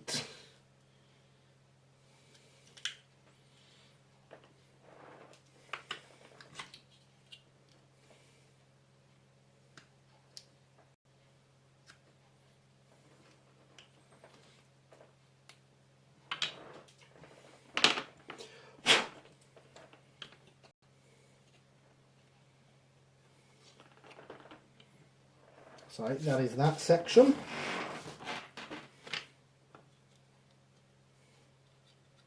It's very sticky where the glazing was. But yes, yeah, I agree. Who cares? I don't care that my ways aren't the best. What I'm hoping is that you can all learn that all these things can be done nice and easy. I want you to remember how awesome you all are. At least you're not cutting through steel wet PVA paper and wondering why it's all going gooey and shredding. I have done that before, don't worry. I still haven't paid you for the J39, no you haven't. And look, Luke, there is one J39 waiting for you to pay for it.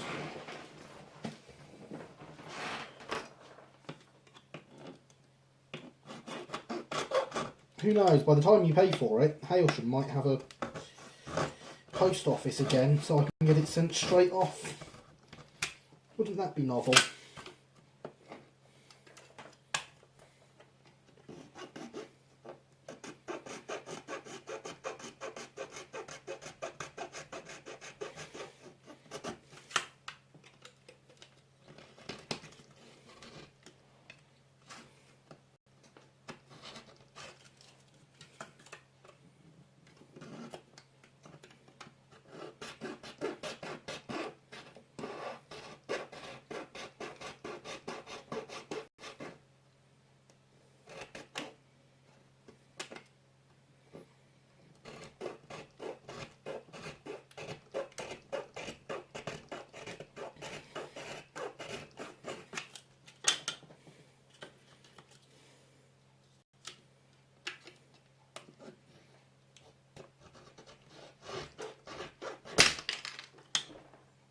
I was expecting it that time, so it didn't hurt.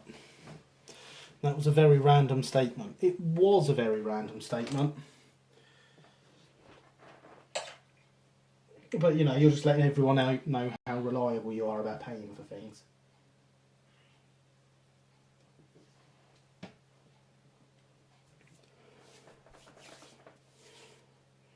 So Hailsham still not got a post office. I think it's this month it's opening. Or reopening, I should say. We've not had one since before Christmas. Apparently.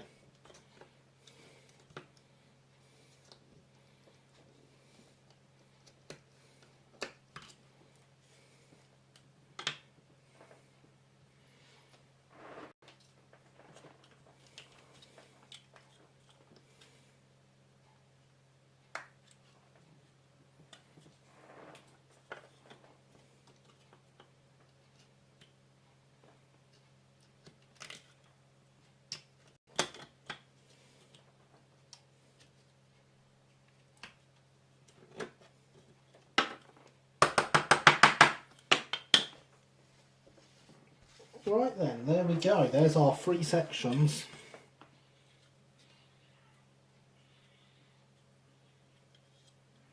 Don't know if you can hear that. There's a cat fight going on right outside my window. There is our 3 sections. Cut and ready for rebuilding. At this rate, I'll buy the J39 off you just for the hell of it.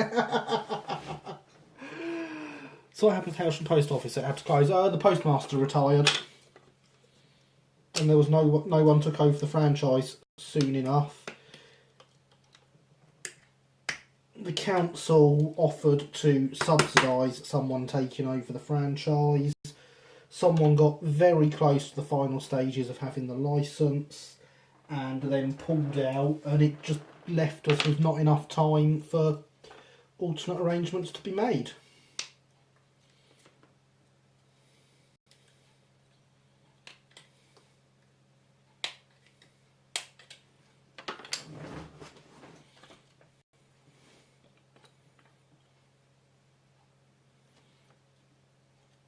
But, you know, the council persevered and they eventually managed to get someone willing to help. So, first thing we're going to do is grab a pen and drop a pen on the floor.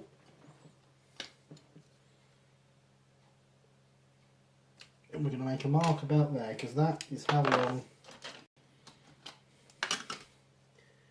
I want to cut these. This is just going to be 2 strips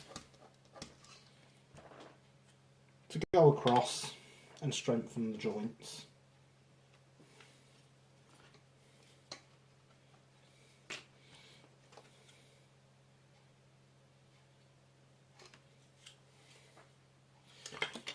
Right, so they want to be about, not exactly, but about 5mm.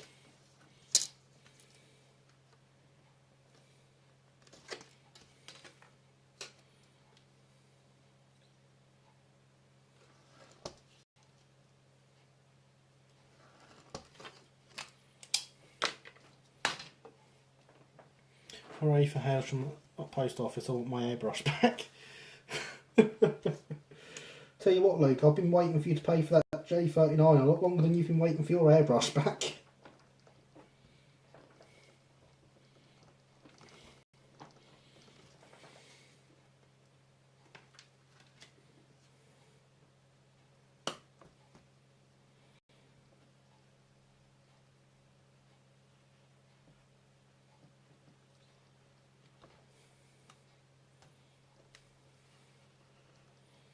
If it wasn't for the fact I've been so busy recently, you would have had it sent from Polegate.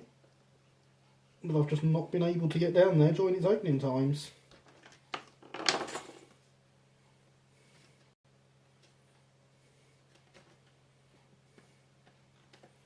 Once there's one in Hailsham again, I shall be walking past it every weekend. If I have 7 to pay for, then I'll pay for the J. I'm in no rush for you to pay for it. You know this, Luke. It is not a problem. You pay for it when you can afford it. Do not worry. I have no problem with it sat here. I still have the video showing how to service a Triang motor and chassis that I filmed with that J39 sitting waiting to upload from back before when Let's Build was going to be a stream. It was going to be a video series of short 20-minute videos.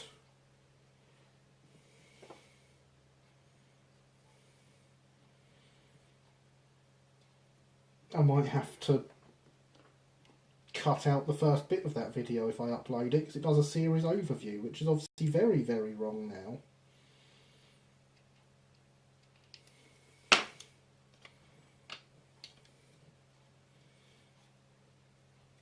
So these are just going to sit across here.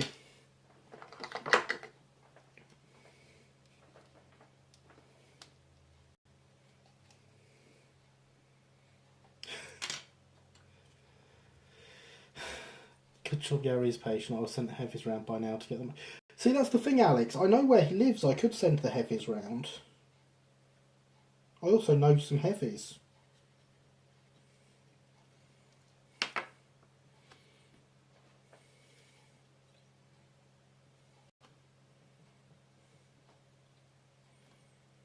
If I was in need of the money, it would be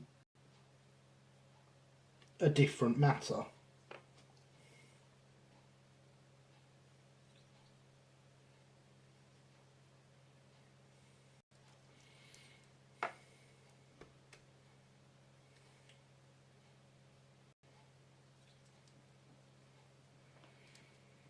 Wait and pay for J30 along the way if I... Yep, must stop buying things so then I can pay for it. Yeah, when's that going to go up? I honestly don't know when it's going to go up, Luke. It's sat on the laptop waiting to be uploaded. Of course, the original plan was that I was going to film a couple more, well, I was going to film 3 or 4 more 20-minute episodes and then start uploading once I had them done, giving me time to get more filmed before I ran out of episodes. But as obviously plans have severely changed since then, I honestly don't know when it's going to go up. I will have to refilm the opening, as I say. Right, that needs a bit at the top to hold that out, but I will do that when I'm done. The day Luke lost his thumbs and other stories.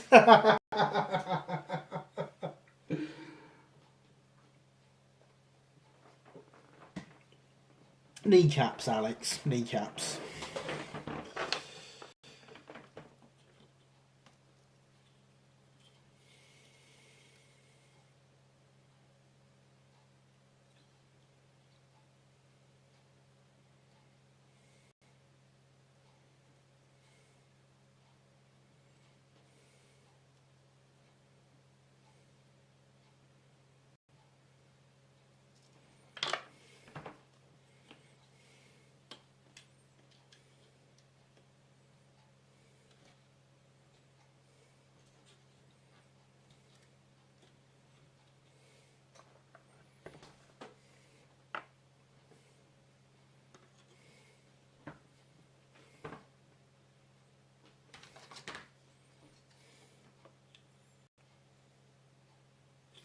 Now I want to do the same but slightly thinner for the top because 5mm won't do it.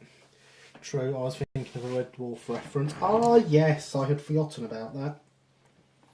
Yes, I know what reference you're on about now. Now that you've said that, 1, 2, we're going to go with 3mm ish.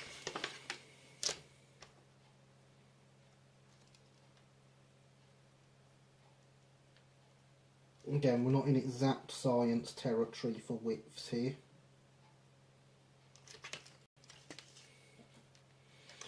And these are going to form some strengtheners across the top of the carriage.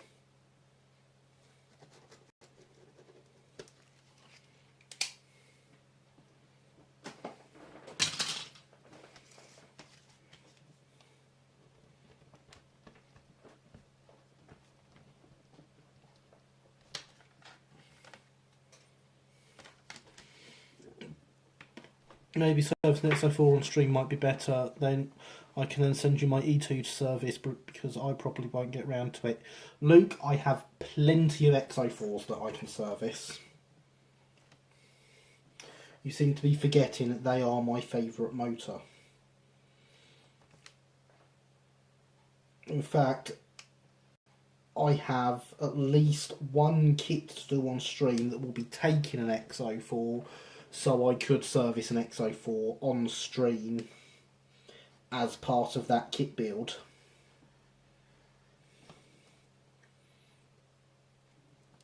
Feedback, anyone, on that idea? Is that something we would like to see as part of a kit build? There's, you know, a kit using an old motor, so we're going to service it first. Hi again, Max. Welcome back. I had to take out a couple of dogs. Oh, very nice. Everyone loves the doggos.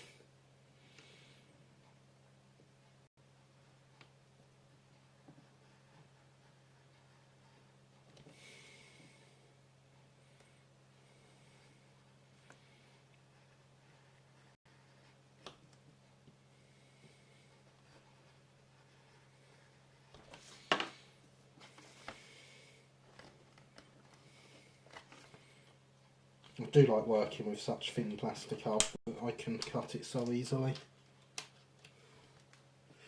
So my E2 runs better than my dock shunter.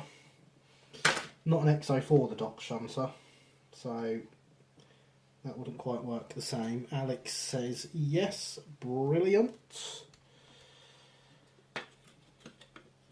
And as you know, I'm always happy to take suggestions from those of you here as to what you would like to see.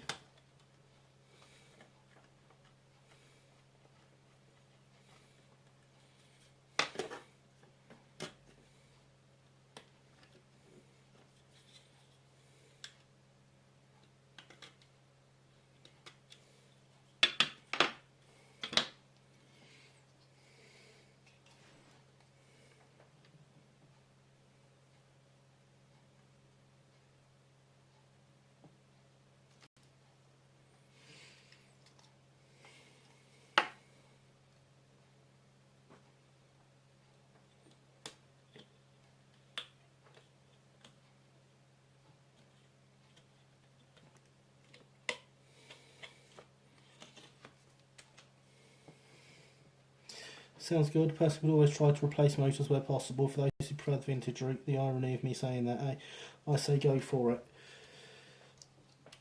See now, Alex, there's the issue.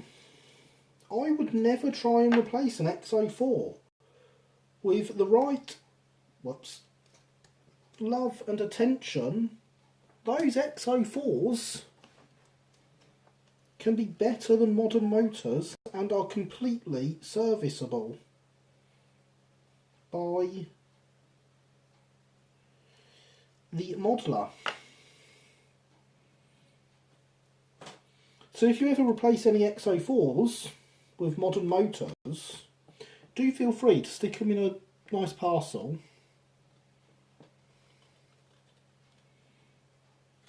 and send them over to me. I'd like to see a resin kit built, cough cough. Now Harry, there will be a resin kit. It won't be a class 69, it'll be one of Golden Arrow's Brighton D3s. I've an R53 dot shell, so it's in bits. I'm hoping to rebuild it soon. Modern components, have to get the right paint stripper first. I've tried Dettol, might get something local. Shell is intact.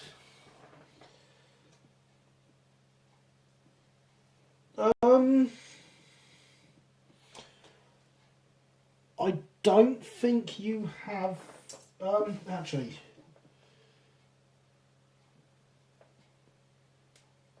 paint stripper. Is it just the paint that came on it originally from Triang that's on it, or does it, or has it been repainted at some point in the past, Max?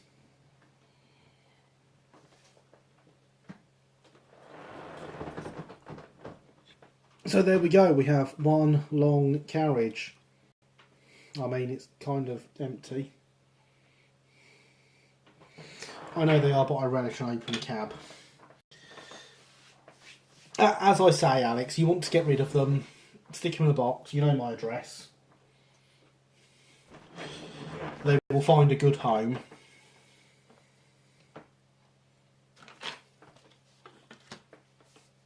D3 is good enough.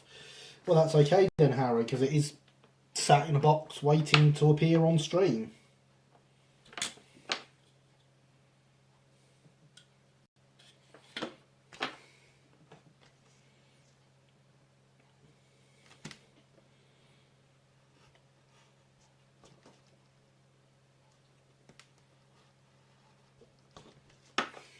Looking good. Thank you, Alex. I appreciate that.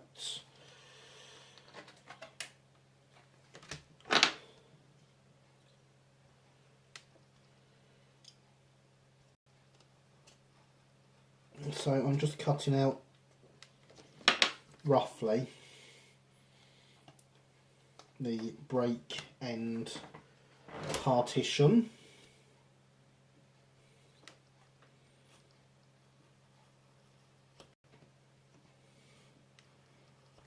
Not partition, the break end.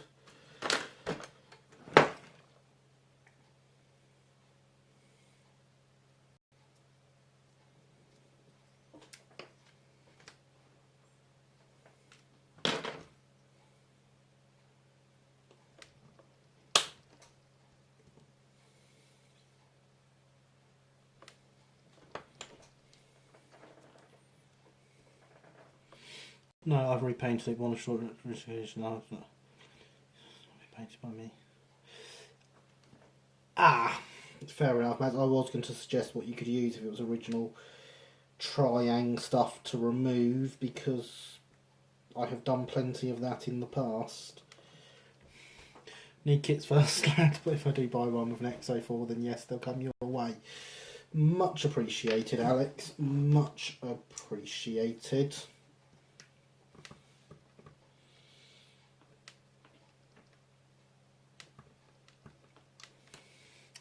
Oh, and Lady Alex, I did put in a bid on that K's LBSC K class you sent the other day. Unfortunately, it went for slightly more than I bidded. So we shall not be seeing that kit on stream anytime soon.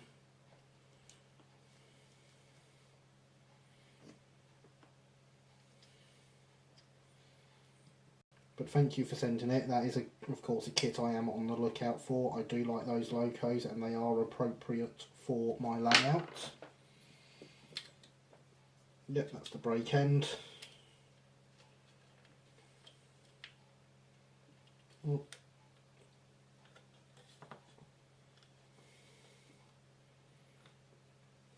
See if I can, I've got a tight point in this. I wonder if I can identify it. I think it's just a case of I've not quite cut enough off.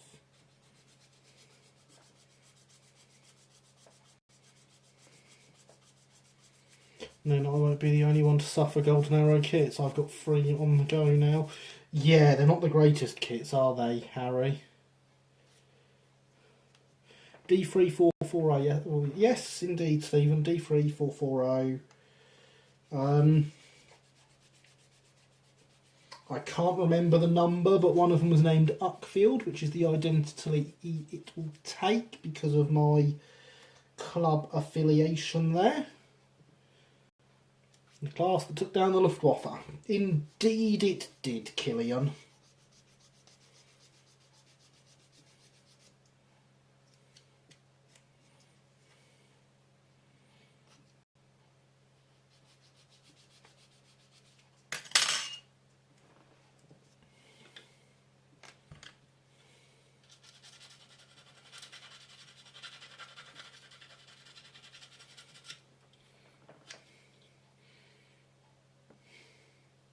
There's a rumour that we will be getting an LBSC class RTR soon. I'm aware of a couple of people working on 3D prints of K classes.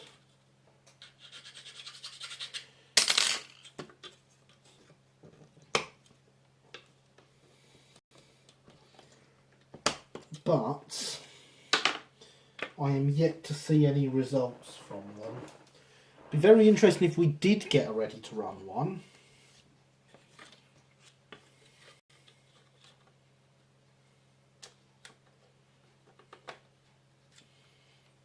I don't know if this one's sticking in more than down here, or if I've really left way too much on this. I'm going to cut some more off.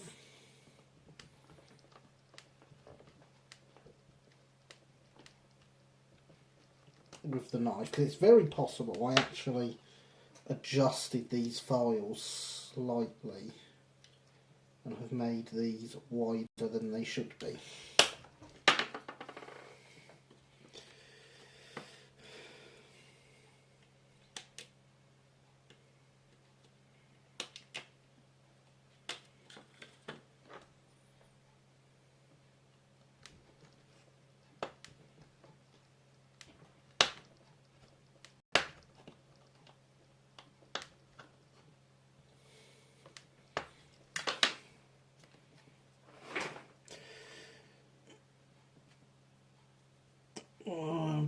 Oh well, never mind. I'm thinking I may treat myself once I've moved to some kits. Maybe the Ks were gorgeous, just a shame they were too big to come to Blackstone, restricted by Peak Junction. Yes, they were very beautiful locos, and I think you should definitely treat yourself to some kits when you move as a present to yourself. Ks, LSWR, Falcon on eBay. I have seen that, Alex. At least they're cheap. Resin's a nice material. Chris is a good chap as well. Yes, indeed, Harry. He is a very good chap. Had quite a long chat with him the other day. So let me stick some blue tack on here quickly.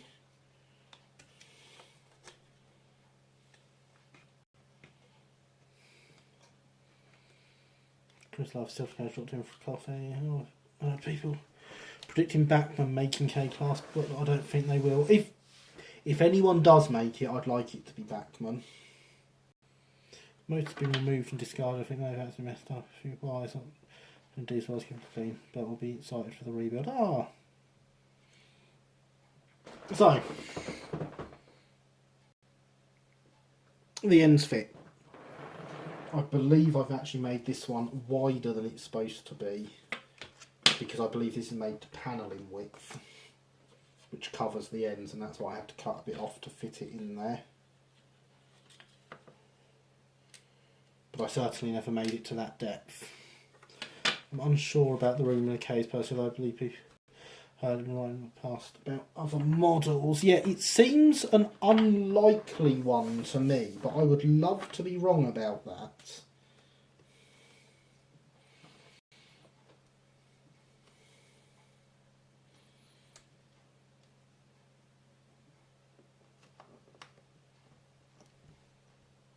We're at that horrible stage of cutting out windows again. Not done this since the brake van.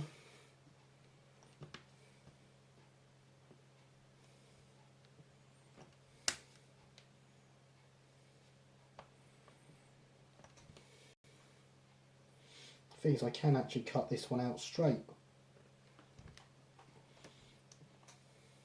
It's the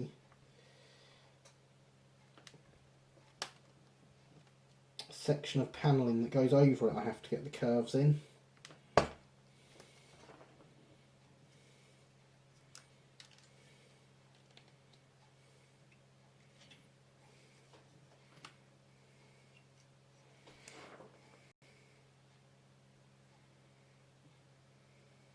Coffee. Been offered free castings. If it didn't last to BR, it's unlikely to be done RTR. The H1s, Killian.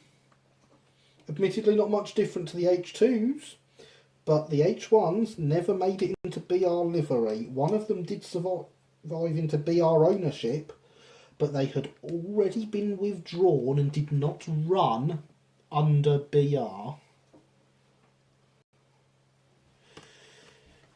I'm going to convert Dublin Diesel and Doc Shunter and Thomas to run on 3-rail market. That'd be cool, Max. I'd like to see that.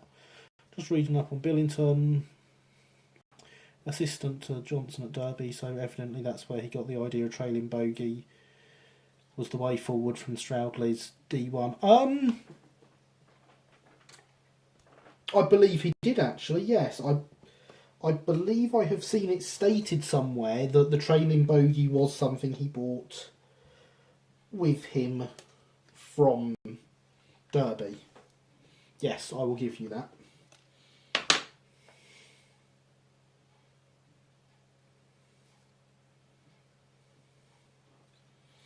Just like, of course, Stroudley bought standardisation with him from Swindon. I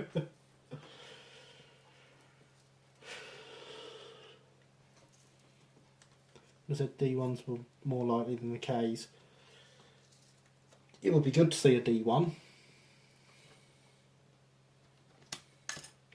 So I say, I can't see a K being a particularly likely ready to run subject.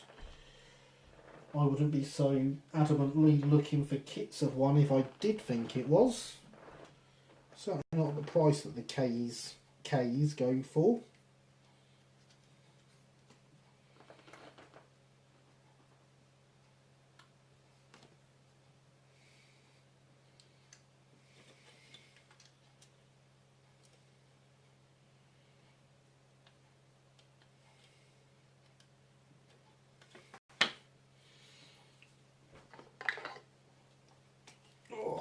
Just put some glue down in here to this bit that I sliced through that I shouldn't have.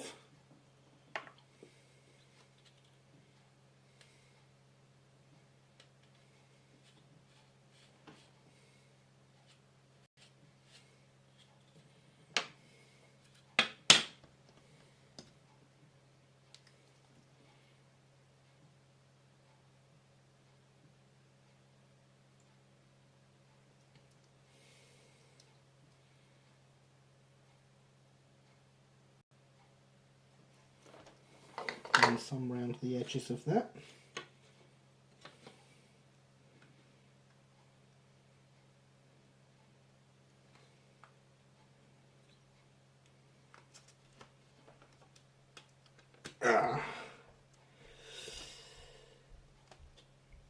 To be dropped in there like that.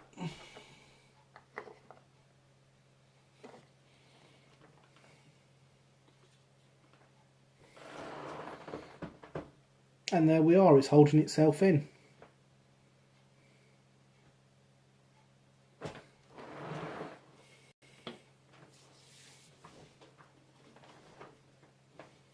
Now the next thing I'm going to do is the compartment dividers. Oh, sorry, I'm going to do this end and then the compartment dividers. And the reason I'm going to do that is because, of course, the compartment dividers will add strength to the carriage. So it won't be flexing in, it won't be breaking quite so much. They're going to add strength to the body, so I'll get them in, get that built up before worrying about the panelling on the end, which is here on 10 thou. That obviously is the brake end with the windows in it, and that is the internal end, I guess it's called.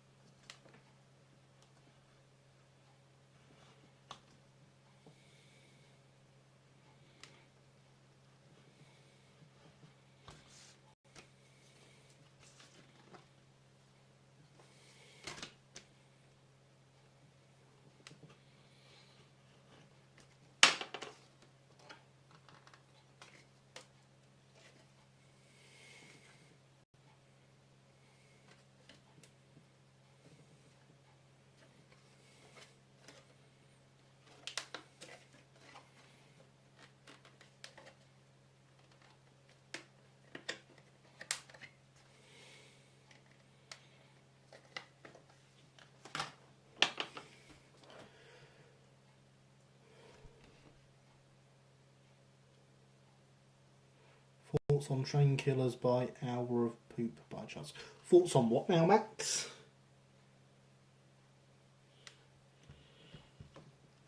I do not know what this thing of which you speak is.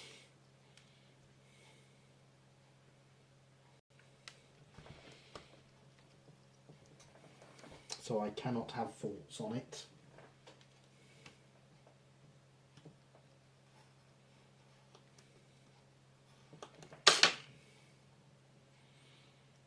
Now we see if I did. So that, you see, fits in there nicely. So indeed, I did make the brake ends, the brake end slightly wider to go on the outside of the carriage.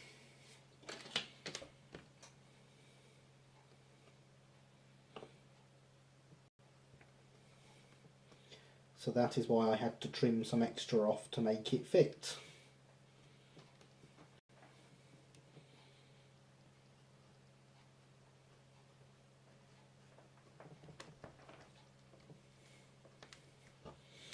Of course, it's been a while since I did these drawings, so that is why I forgot. It's a YouTube poop. If you haven't seen it, check it out. Oh, I don't really watch YouTube poops from anyone. But yeah, so that just slides straight in to the profile of the carriage.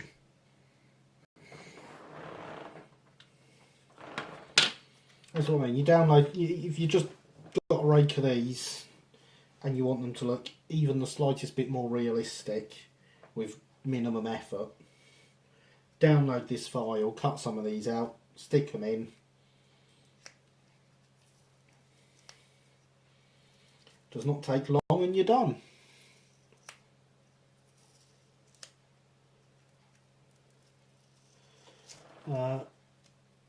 CMG Online has Uckfield as a D1. Oh, yeah. Yes, you're right. Uckfield is a D1. I have a D1 kit for Uckfield. No, my D3, I'm sorry, I was wrong, is going to be Haywards Heath. Because I purchased it from the Haywards Heath show. I do know what I'm talking about. Honest.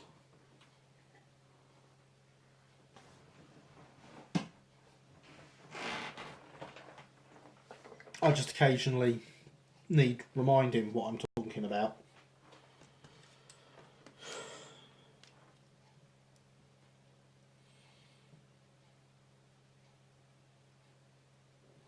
You are quite right, Stephen. Uckfield is my D1 kit, which is actually mostly finished, so won't be a kit that appears on stream.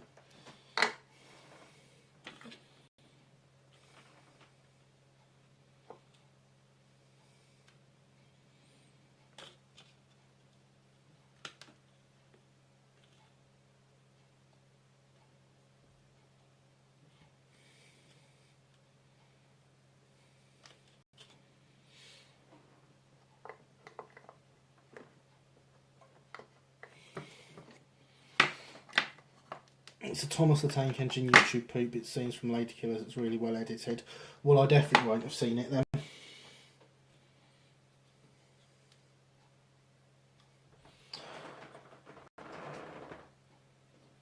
So now we have ends on the carriage. It's slightly more carriagey. How many more of these do we need? We need 1, 2, 3, 4, 5. We need 6. We'll go with 6.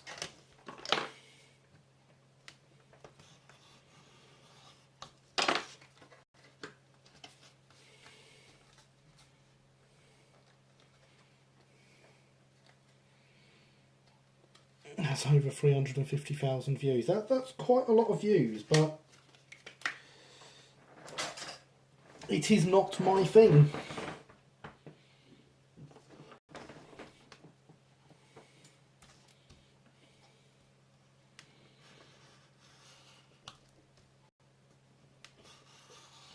Of course, knowing how many of these you need, production lines do make it slightly quicker to get them done.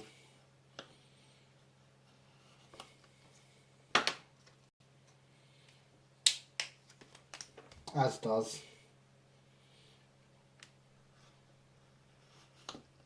knowing how many times you need to score each bit of plastic card. Before snapping it, that one got a second score because of how thin it was.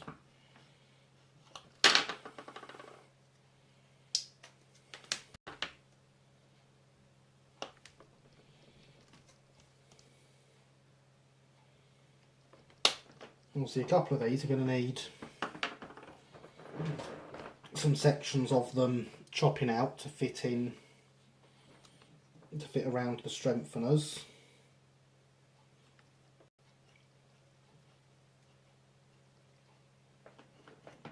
But that shan't be an issue for us.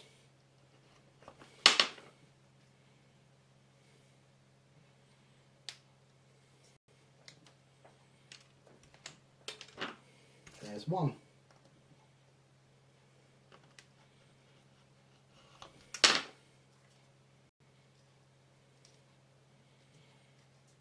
Yeah, I should have given that a second one with how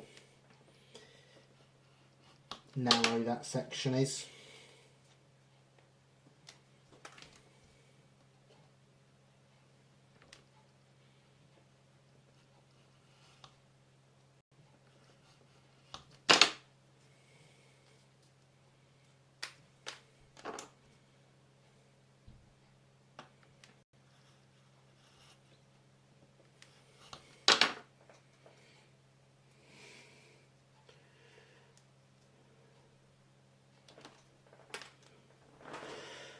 Hayward T35 only has one letter that isn't made up of only straight lines. Ian McCormack, who occasionally visits our stream, owns EB Models, is doing transfers for the Stroudley names.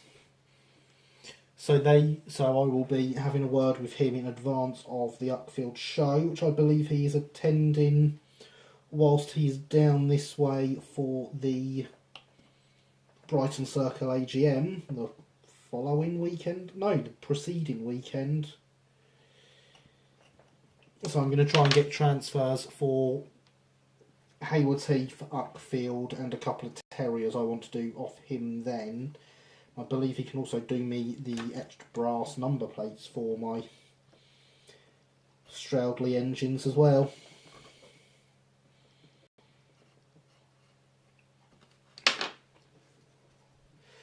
The only one. I'll be the only other one here that's seen it then. Guess so, Killian. My siblings still send me those YouTube poops. I've never found them terribly entertaining, but then I never really got the content. No, neither have I, Alex. I have seen a few. I've never found them to be my thing.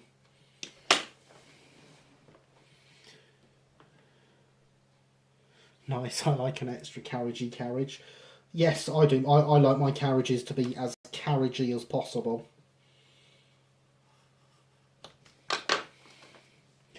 Yeah, coming handy for Seaford IG is such a pain of a livery. Yes, it is a pain of a livery, but very much worth it.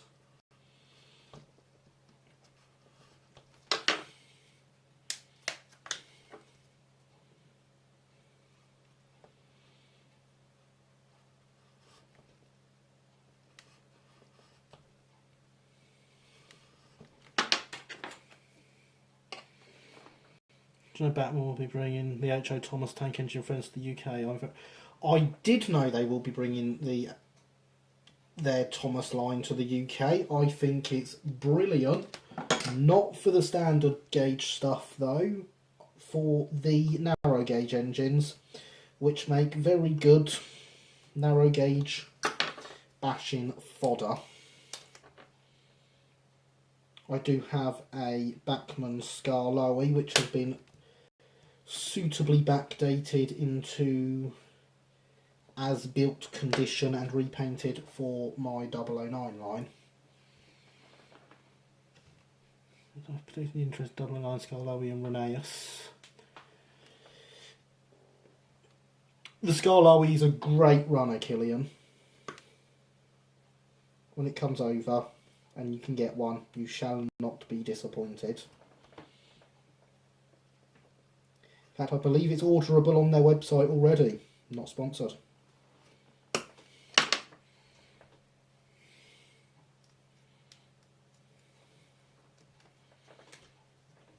Can definitely advise Scarlowy. Other than the German one I got recently, which is a Roco starter set loco. It is the best narrow gauge engine I've got. Bachmann Thomas stuff is double O rather than HO. Yes, it is. You are quite right, Stephen. Since scales or some of the rolling stock is derived from their mainline double O back catalogue. Yes, it is. Their four-wheel carriages are very, very close to Stroudley's. They're close enough. I have some. They've been slightly detailed and repainted. You may remember that was quite early on in my thread that they happened. I think I actually got them before I had Oak Hill as standing Stroudleys, and they are very, very good carriages.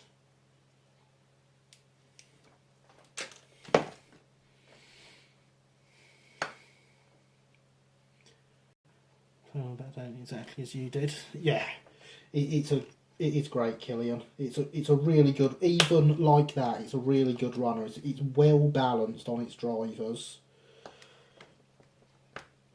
I have some video of it running recently. I'll get it uploaded at some point so you can see. So that's why gauges are pretty good. I want to give that Batman Emily at some point. So we can also upload double Dutch. That's too big compared to double O wagons. Do something with some of the double O chassis. Yes. And welcome back, Christopher. I do like it when chat is this busy.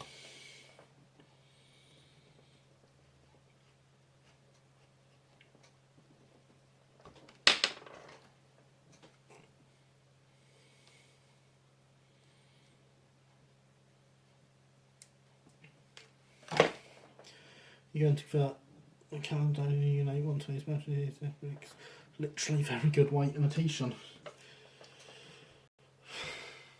Are they? I did not know that.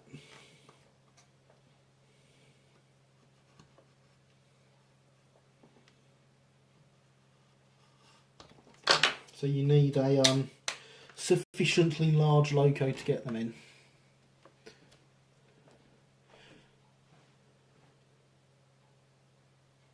Double O9 is pretty accurate with Dufflin, one's upon which railway series in space. Or she was volunteered for the age presentation. Yes, they are very accurate. I was very impressed with Scarlowy when I got it, which of course I purchased from Alex the Mole around the time I was making him a top secret present of Scarlowy Arrives. And what a wonderful present that was for his Scarlowy.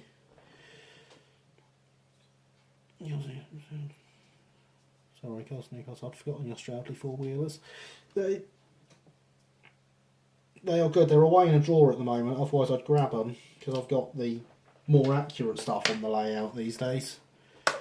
Anyone got hold of Rusty yet? No. I have no intention of getting a Rusty because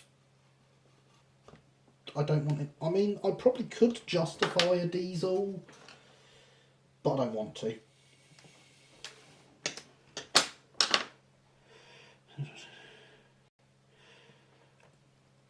The rails I just have problems in to get hold of. The rails open to is very tempting to concede defeat to both my bank balance and the R1 being stretched a bit too far. Yes. Doubt the rails one will be superb, especially mod for 828. Even have Rusty model that's he's from Series 4. Would anyone here to watch sequels uploads have rather than stream it? I did a time lapse of it being done. No, we've been focused on chat. Rather nice looking Brighton Bogey third has appeared on the workbench. Thank you, Stephen. Yes. It has appeared out of nowhere. I've been rather focused on the chat as I production line through the compartment dividers. Thank you for noticing that it has appeared.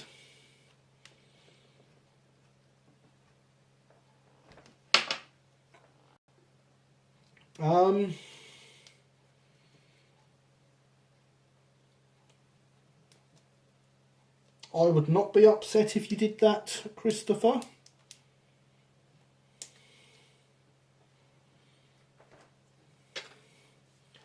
Of course, I've seen you've streamed twice today. I missed them as I was out, which is a shame. I would have liked to have been there to see them.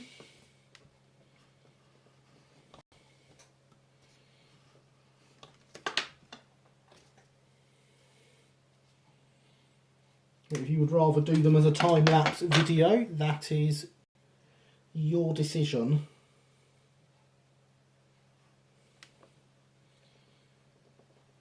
Because for those that don't know, Christopher, Lancaster622 here, has been doing streams that are very much like this one, but for aircraft.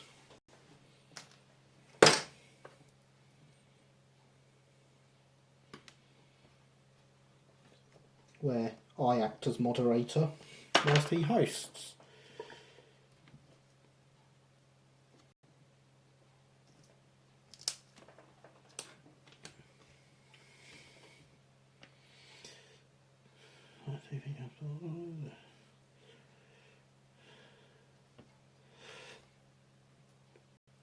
That's what I don't want. Yeah, it is a shame that he is based on the TV series interpretation of him rather than the actual loco. Although I do believe someone, possibly 2A Rail, does a 3D print Midlander body for the Rusty chassis.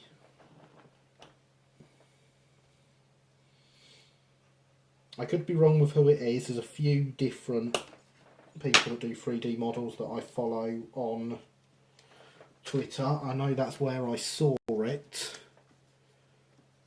It's past my bedtime now. Look in tomorrow and see where you get by the end of this stream. Okay, good night, Stephen. Sleep well. Thank you for coming. It is very much appreciated.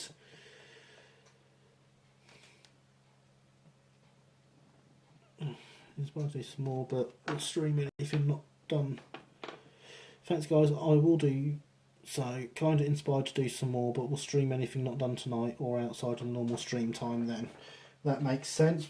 The way to do it, Christopher, as I have done, is to have separate projects on the go for on stream and off stream. So, you know, as you saw over the weekend, I have a rather large layout to be working on when I'm not streaming.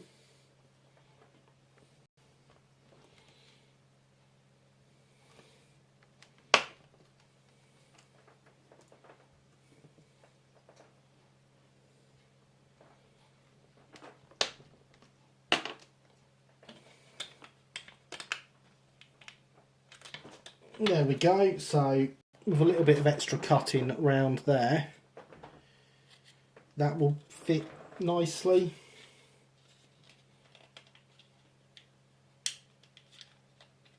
In between these bits we've added as strengtheners, and still keep the divides so you can't see through windows you shouldn't see through.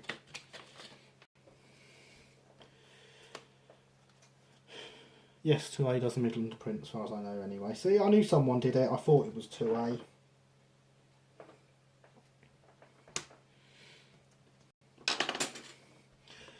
Don't ask something to do with needing a small loco to race Toby. I think you can get a Midlander on Shapeways.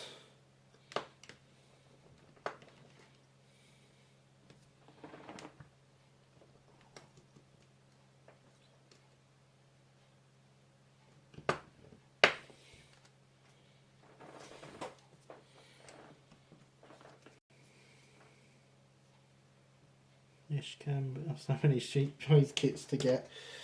Oh, don't we all, Alex? Don't we all?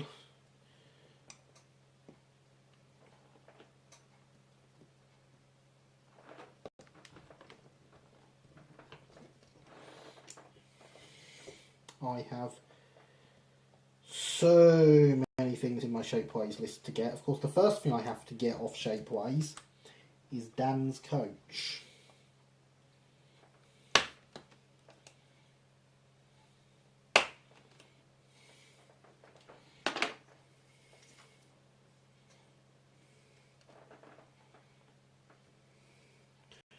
Still want to get an MRC 53 Oxford L77, but money.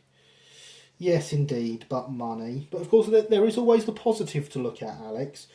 You are now a professional streamer. You do get paid for it. So there's always that. So much 3D print stuff to keep up with these days. Indeed, there is, Matt. Lots and lots of 3D print stuff.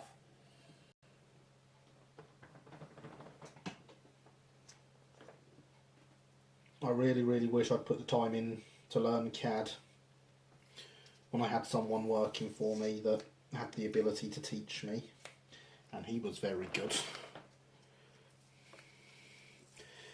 There'll be a plan once we're back in business here. I'll make a certain Spitfire. I reckon that should be streamed, considering.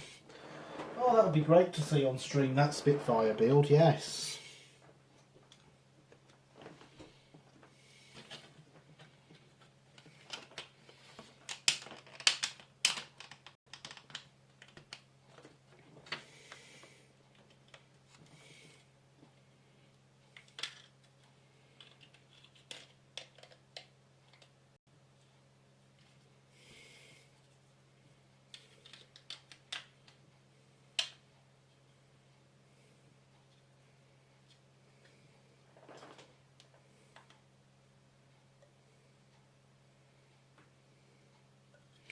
Technically, I don't yet. You should, well, you may not have received any money yet, but, you know, I'm not subscribed to give Twitch money, am I? The RCR mates don't do what pre-groupers want, so we do it for each other. Yes, yes, that is quite right, Killian. If you only need simple parts, Tinkercad's great. Well, I would like to be able to do stuff, well, like this carriage. Well, whilst obviously being able to do simple parts would be great, I could live with that.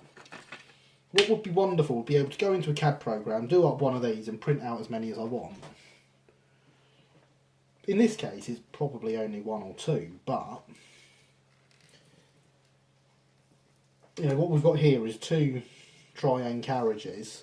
They're about a tenner each. It's a £20 coach. It's not a bad price, really, when you consider where the market is for ready-to-run stuff.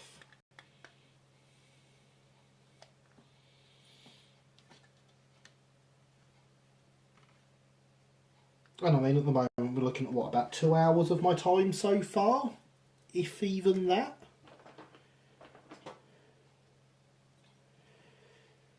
One more interesting market now than before. Everyone loves Southeast Asia Command Scheme. Ooh, incredibly user-friendly. Even David can do it, or at least I can. Could literally be a year until I get paid. Won't release payment until it hits £100. Oh, that's rubbish, Alex.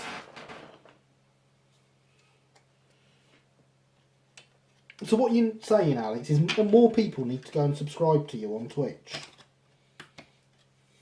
You heard the man. You need subscribers.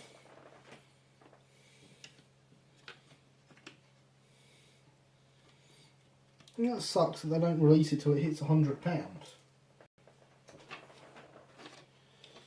But at least you know it's there waiting for you. And I'll obviously have to now stay subscribed until it hits £100 at least. Because we can't have my money sitting in Twitch's bank account forever.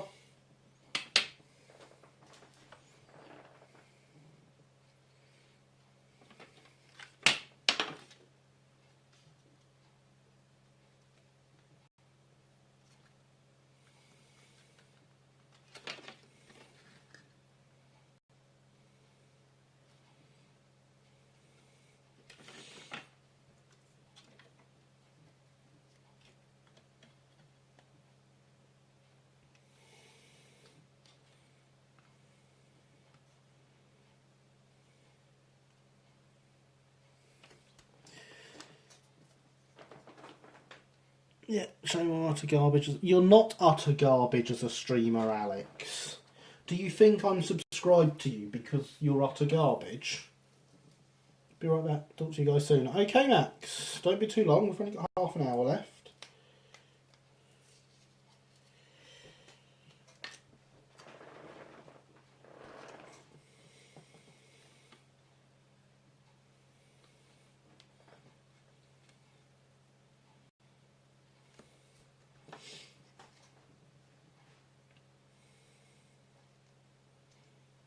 Which is quite a worrying state of affairs, because look at how far through this carriage we've got.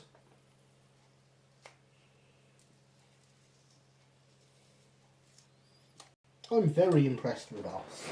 We've done great.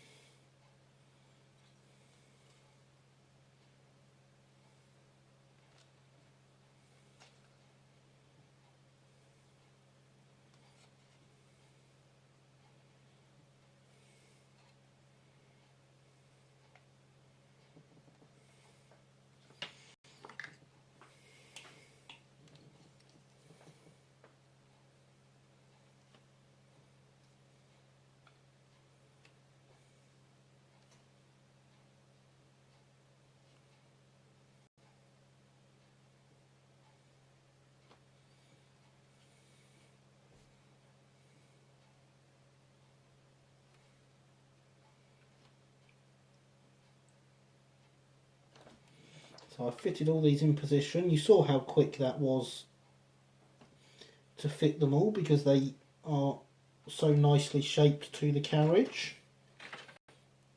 I'm just running some super glue down them.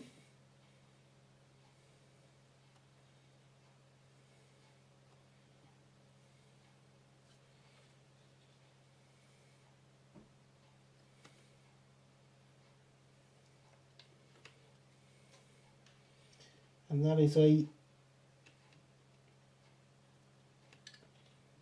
major part of the carriage body finished. The average viewer figures don't lie. Yes, they do, Alex. Yes, they do. The reason the viewer over time is though people can't get Twitch to work. Yeah, well said, Harry. If Twitch worked properly, Alex, it wouldn't be a problem. But anyway, not important right now. Carriage progress is awesome, dude. Nice work. Thank you, Alex. Just for the record, I tuned in very briefly when you were saying how uncomfortable the seating position on our 8 is. Twitch doesn't like me. And I think Twitch doesn't like any of us. Glad it's not just... See, Alex, is it people are coming along to your streams, but Twitch is being Twitch about it.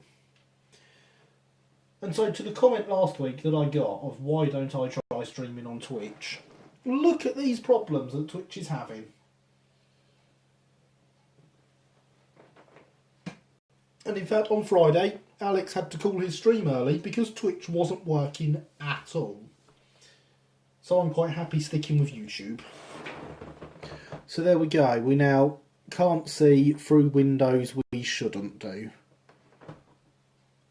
Which does make a huge difference to the carriage when in service as it goes by you and you can't see things you shouldn't.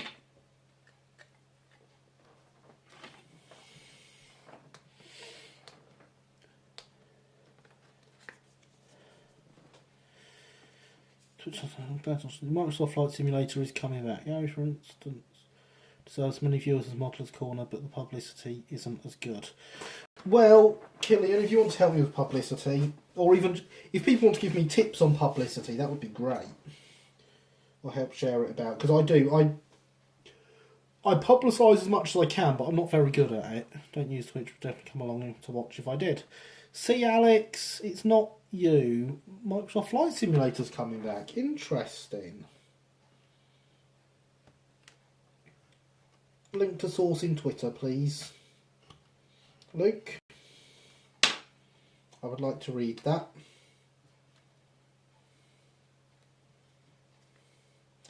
Is that as Microsoft re-entering the game market with it, or is it Dovetail re-releasing?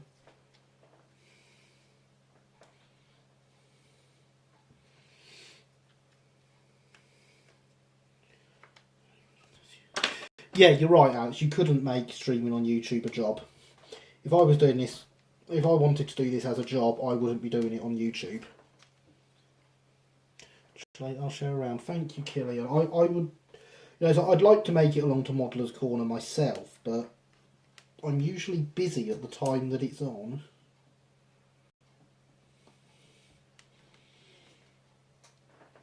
But yeah, please do publicise the stream, guys. As long as chat stays manageable, more people is better, as far as I can tell.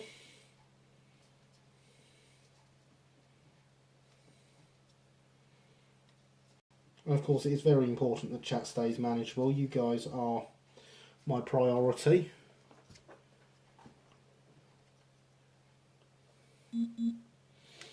Thank you, Luke. I heard that coming through.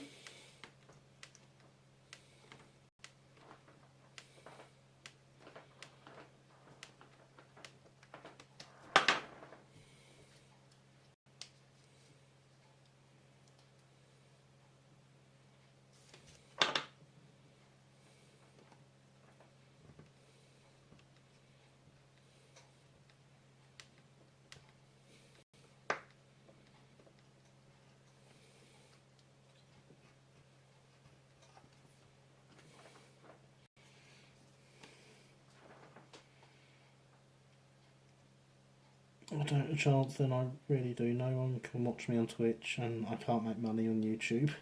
Don't stand a chance.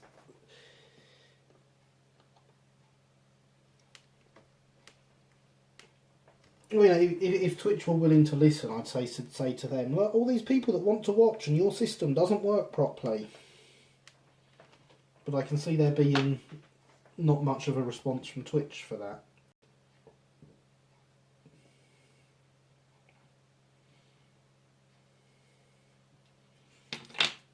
Yeah, that's the same width as what this was before I cut it down. So obviously when I've made that end panel, I've actually made this one first and deleted the extra panelling from the inside. I can't believe how quickly you're doing this, Coach. Amazing. Neither can I, Alex. Neither can I.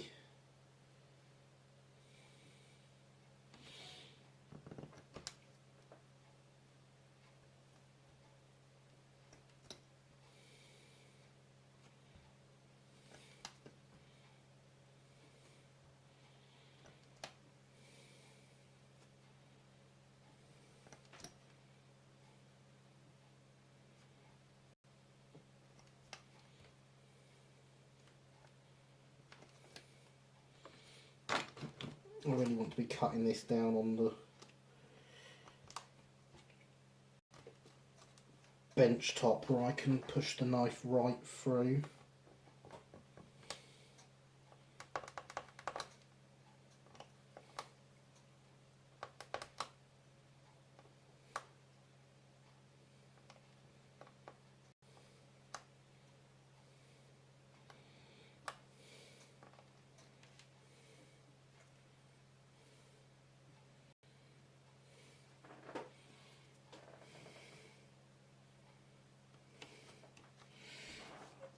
I don't think most people could make money on YouTube. Twitch, at least from what I can garner, gives you more freedom. There's no expectation for content churn out. Twitch doesn't respond to any spot on Alex. Yeah, most people can't make money on YouTube.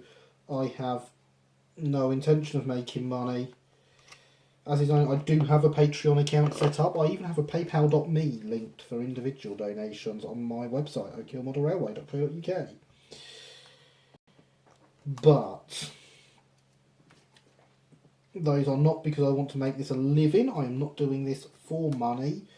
Those are because I was asked by someone in the stream to set up a Patreon so they could donate to help cover the running costs of the stream, paying for kits, etc., and also allow me to make the stream better for you guys. This is not a money-making venture and never will be.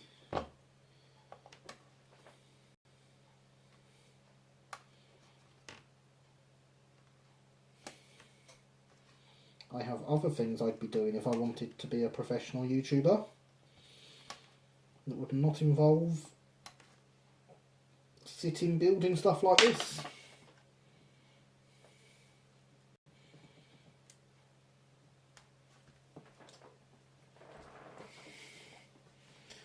So no, I haven't made a video for many months. Yeah, it has been a while, hasn't it, Lady Alex? I'll have to stock up on kits for projects as per Gary. So I've missed the video.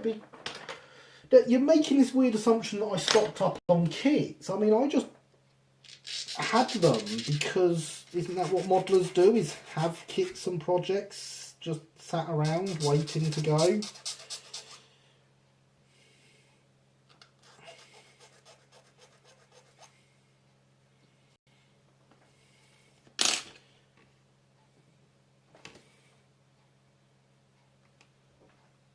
You know, obviously, I went through that period recently of buying a lot of kits over on eBay for the sake of the stream. But that's the only time I've bought anything specifically for the stream kit-wise. There's no stockpile other than what I already had.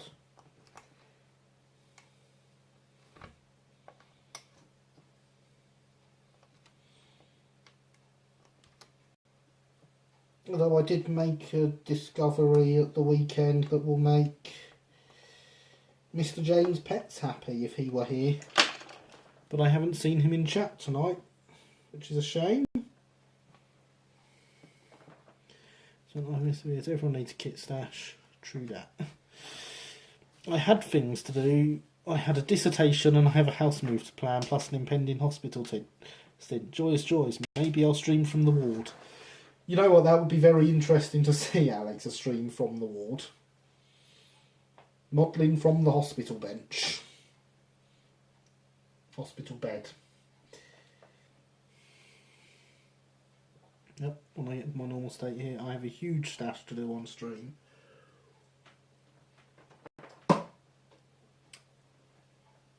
And so,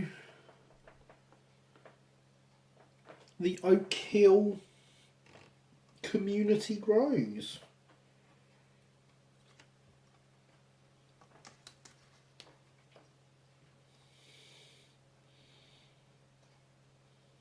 Many streamers across many channels. We are Oak Hill.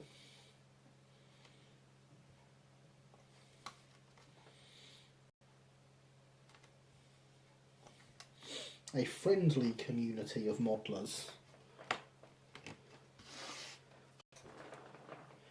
Hello from Wimbledon Common.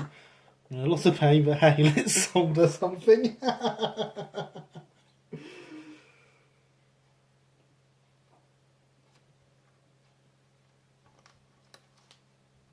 So someone I know did actually send me some pictures of them modelling from in hospital the other day. And they sat there with their kit in progress in front of them, with a scalpel in their hand as they're cutting bits off the sprue. I'm just thinking, did you take that scalpel with you, or have you nicked that off a doctor?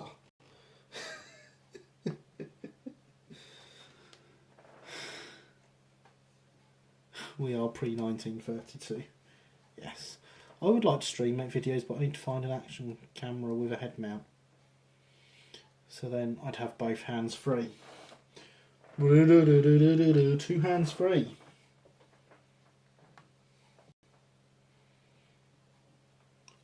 I wonder how many people immediately think of Wombles when they hear Wimbledon Common. Just me. Not just you, Alex. In fact, I think of the Wombles every time I hear the word Wimbledon. Never mind the Common.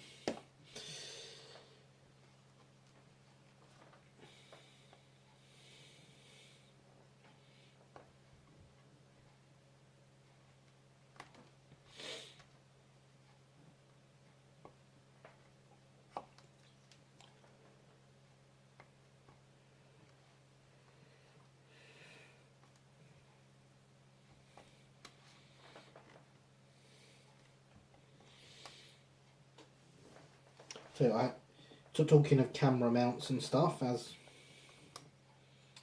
Luke brought up probably a million years ago in chat now, with lag etc. taken into account.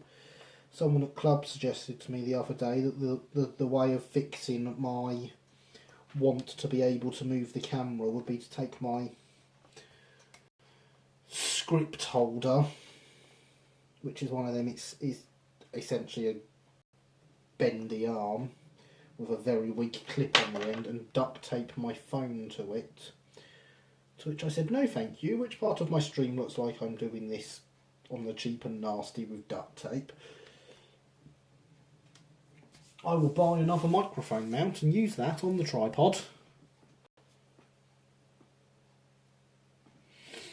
And be able to move it and bring the camera down in close for you all. And I look forward to the day I can do that. With me having missed out on that K's K earlier, I may actually put some funds in and grab another one of them mounts to start modifying to take the phone actually. So it might not be far off.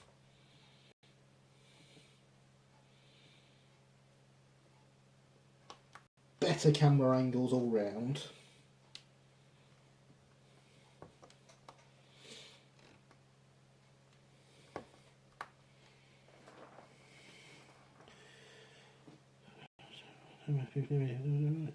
Luke, tripod, we said this before. Yep. Streaming involves vocal and physical interaction. Why I can't stream.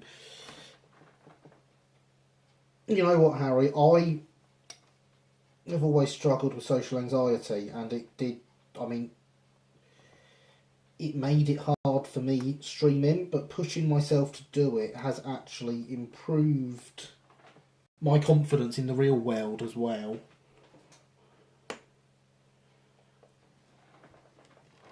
So, yeah.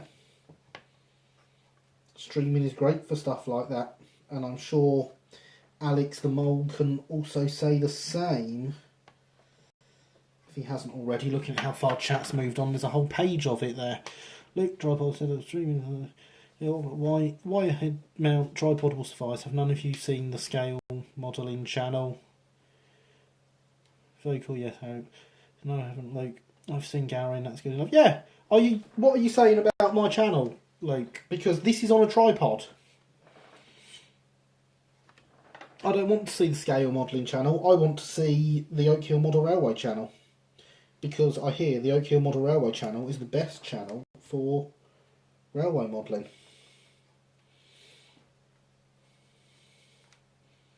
Who needs scale models when you can have Oak Hill models?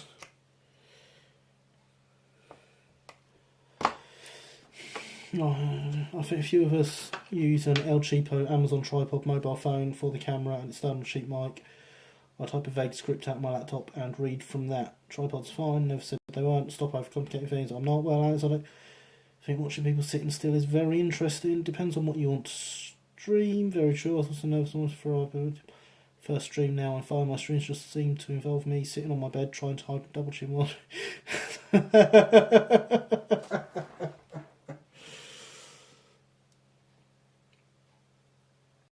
So if we're going to talk about streaming kit with our last 10 minutes here, you know, I use a tripod with my phone mounted on it. Yes, it's a very expensive phone. Yes, it is capable of filming in 4K. However, I don't, mainly because I'm not sure my internet would cope with streaming 4K with my dodgy router. As Mr. Lancaster can attest, I am not making up how bad my router is. But that tripod cost £3. My phone plugs into it, my phone is connected to the Wi-Fi. It uses Streamlabs OBS mobile app to send the stream out to you guys, which can run via YouTube or Twitch.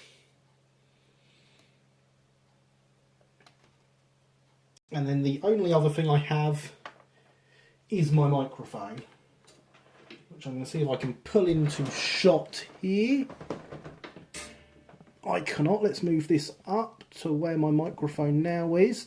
So you can see here I have my microphone and pop filter on a boom arm that moves around.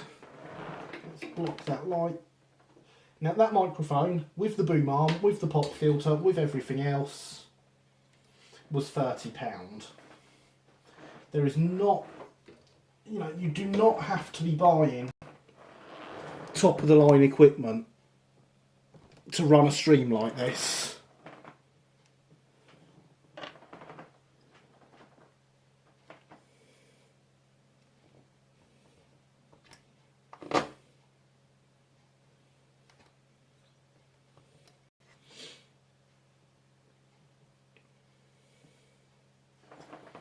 Everything I'm using here came out of my regular modelling budget.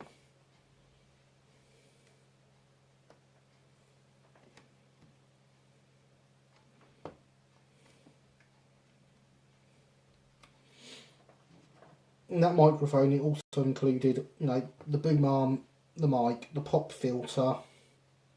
It's got a wind cover for if I were using it outside. It's got all the cable I needed to connect either to a professional amp system or straight into my phone with a 3.5mm jack. That was 30 quid.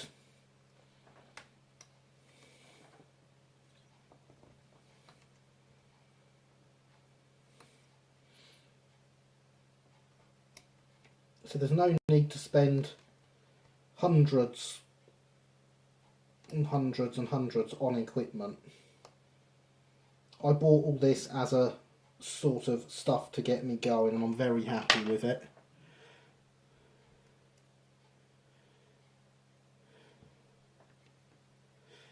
Life above the camera, yes, life above the camera, including my Brighton carriage lamp.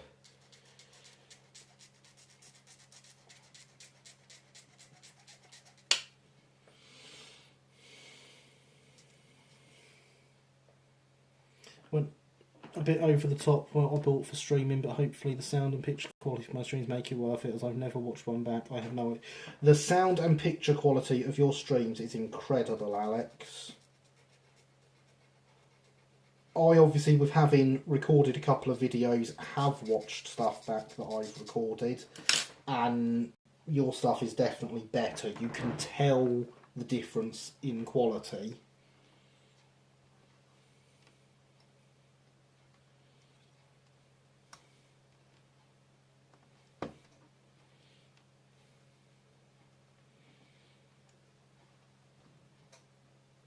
As I said, what I bought was stuff I bought as a hobbyist starting out, not something I ever intend to be a money-making thing. If I wanted streaming this stuff to be my job, I would have invested more money in it, as you did.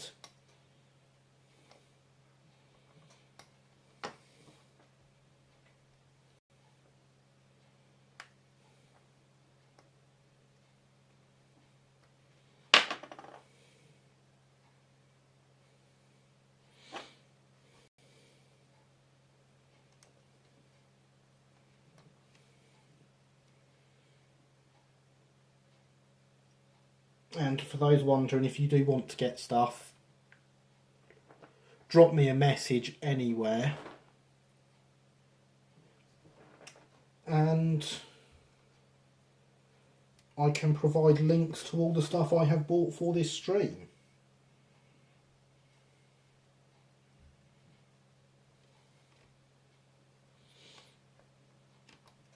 It comes with the Gary Mark of Excellence, which means it's alright, I suppose.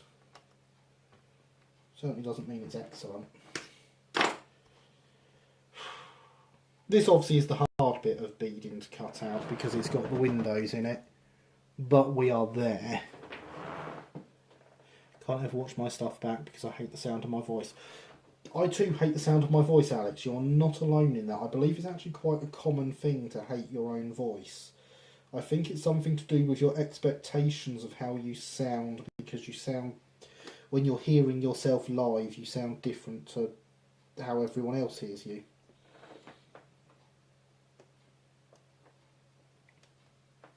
No one likes their voice.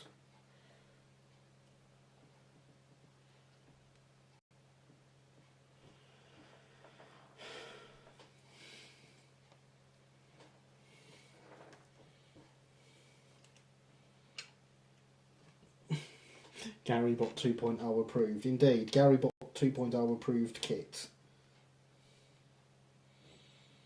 Yeah, it's very important for a chatbot to have a decent microphone.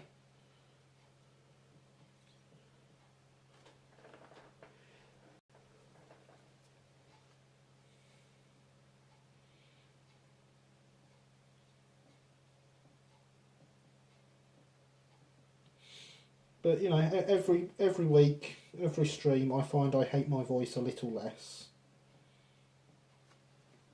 Because you guys are here, you guys are supporting me, you guys are awesome. Those of you that are still awake at 5 to midnight. I mean, everyone else is also awesome. Everyone who comes in, even if you only watch for 5 minutes, you are awesome, and I appreciate you being here.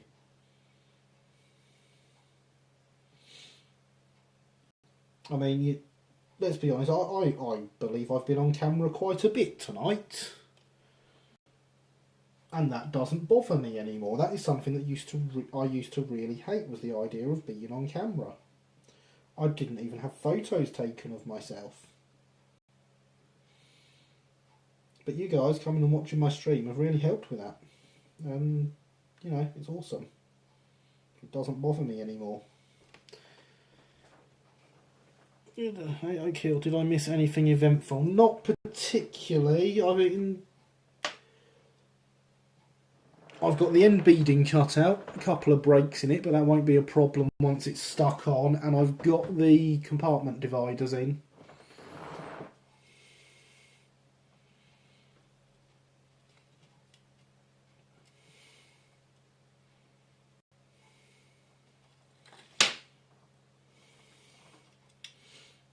Now, I'm just going to try something here. If I put this on this way round,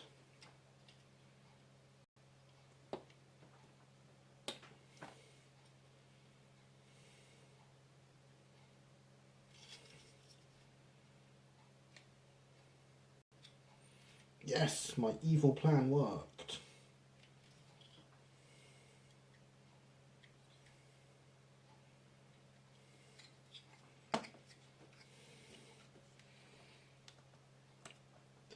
Remember kids, hydration is very, very, very important, and Gary has a very dry throat and nothing in his glass. He doesn't want to pour too much because it is, of course, pretty much time to pack up. Does this make us GaryBot 2.0 approved? You are all very much GaryBot 2.0 approved, Harry.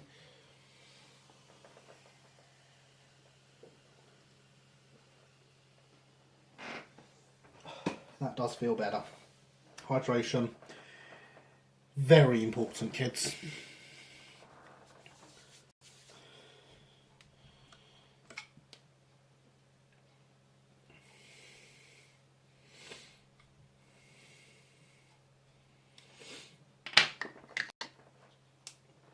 Thank you for the reminder, Killian, because I have not drunk nearly as much as I should tonight.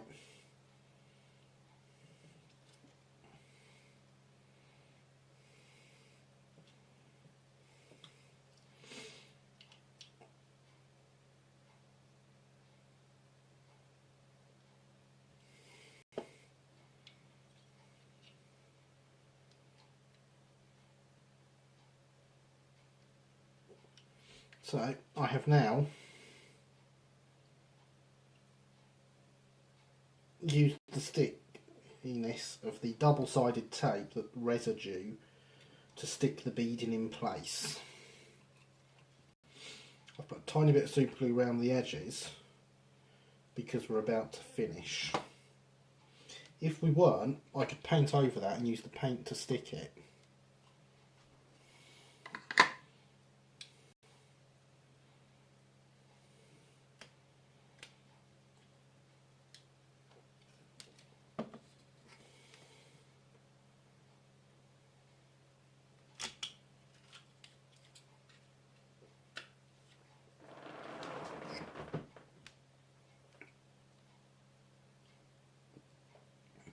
but I am very happy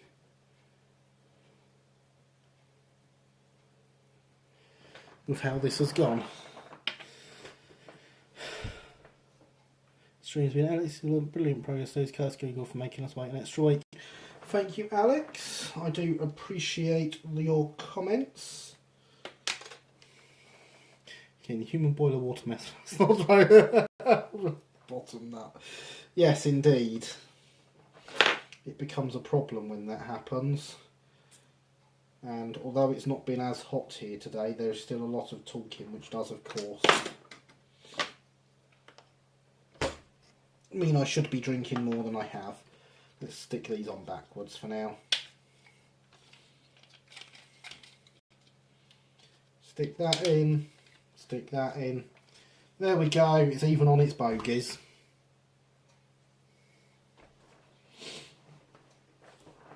Ladies and gentlemen, a Brighton 5-compartment 54-foot third. Brake third. I need to get some rail I can lift up and put things on, don't I? There we go. Thank you, ladies and gentlemen. I make it 2 minutes past midnight, so with only one piece left to cut out for this carriage, we are actually going to call the stream here. I did decide about an hour ago I wasn't going to carry on with Thunderbolt tonight so that we can give the paint a proper amount of time to go off and harden before putting masking tape on it. So we will get on with that again next week as well. So, thank you for coming, guys. You have all been awesome. Glad that one of us has finally tried this tutorial. By the by, I'll be sure to buy some chloresters eventually and undertake my own conversion. Made it look so easy, Gary. Well, Alex, this isn't my first time doing these. I, of course, already have a rake of 3. This is to add on to that as my 4th for that rake. I will be building another one as to finish that rake off. So, yeah, I've done this before. I knew what I was doing, but it really is easy. I did the first 3 in one day. Just sat here hacking away. It was good.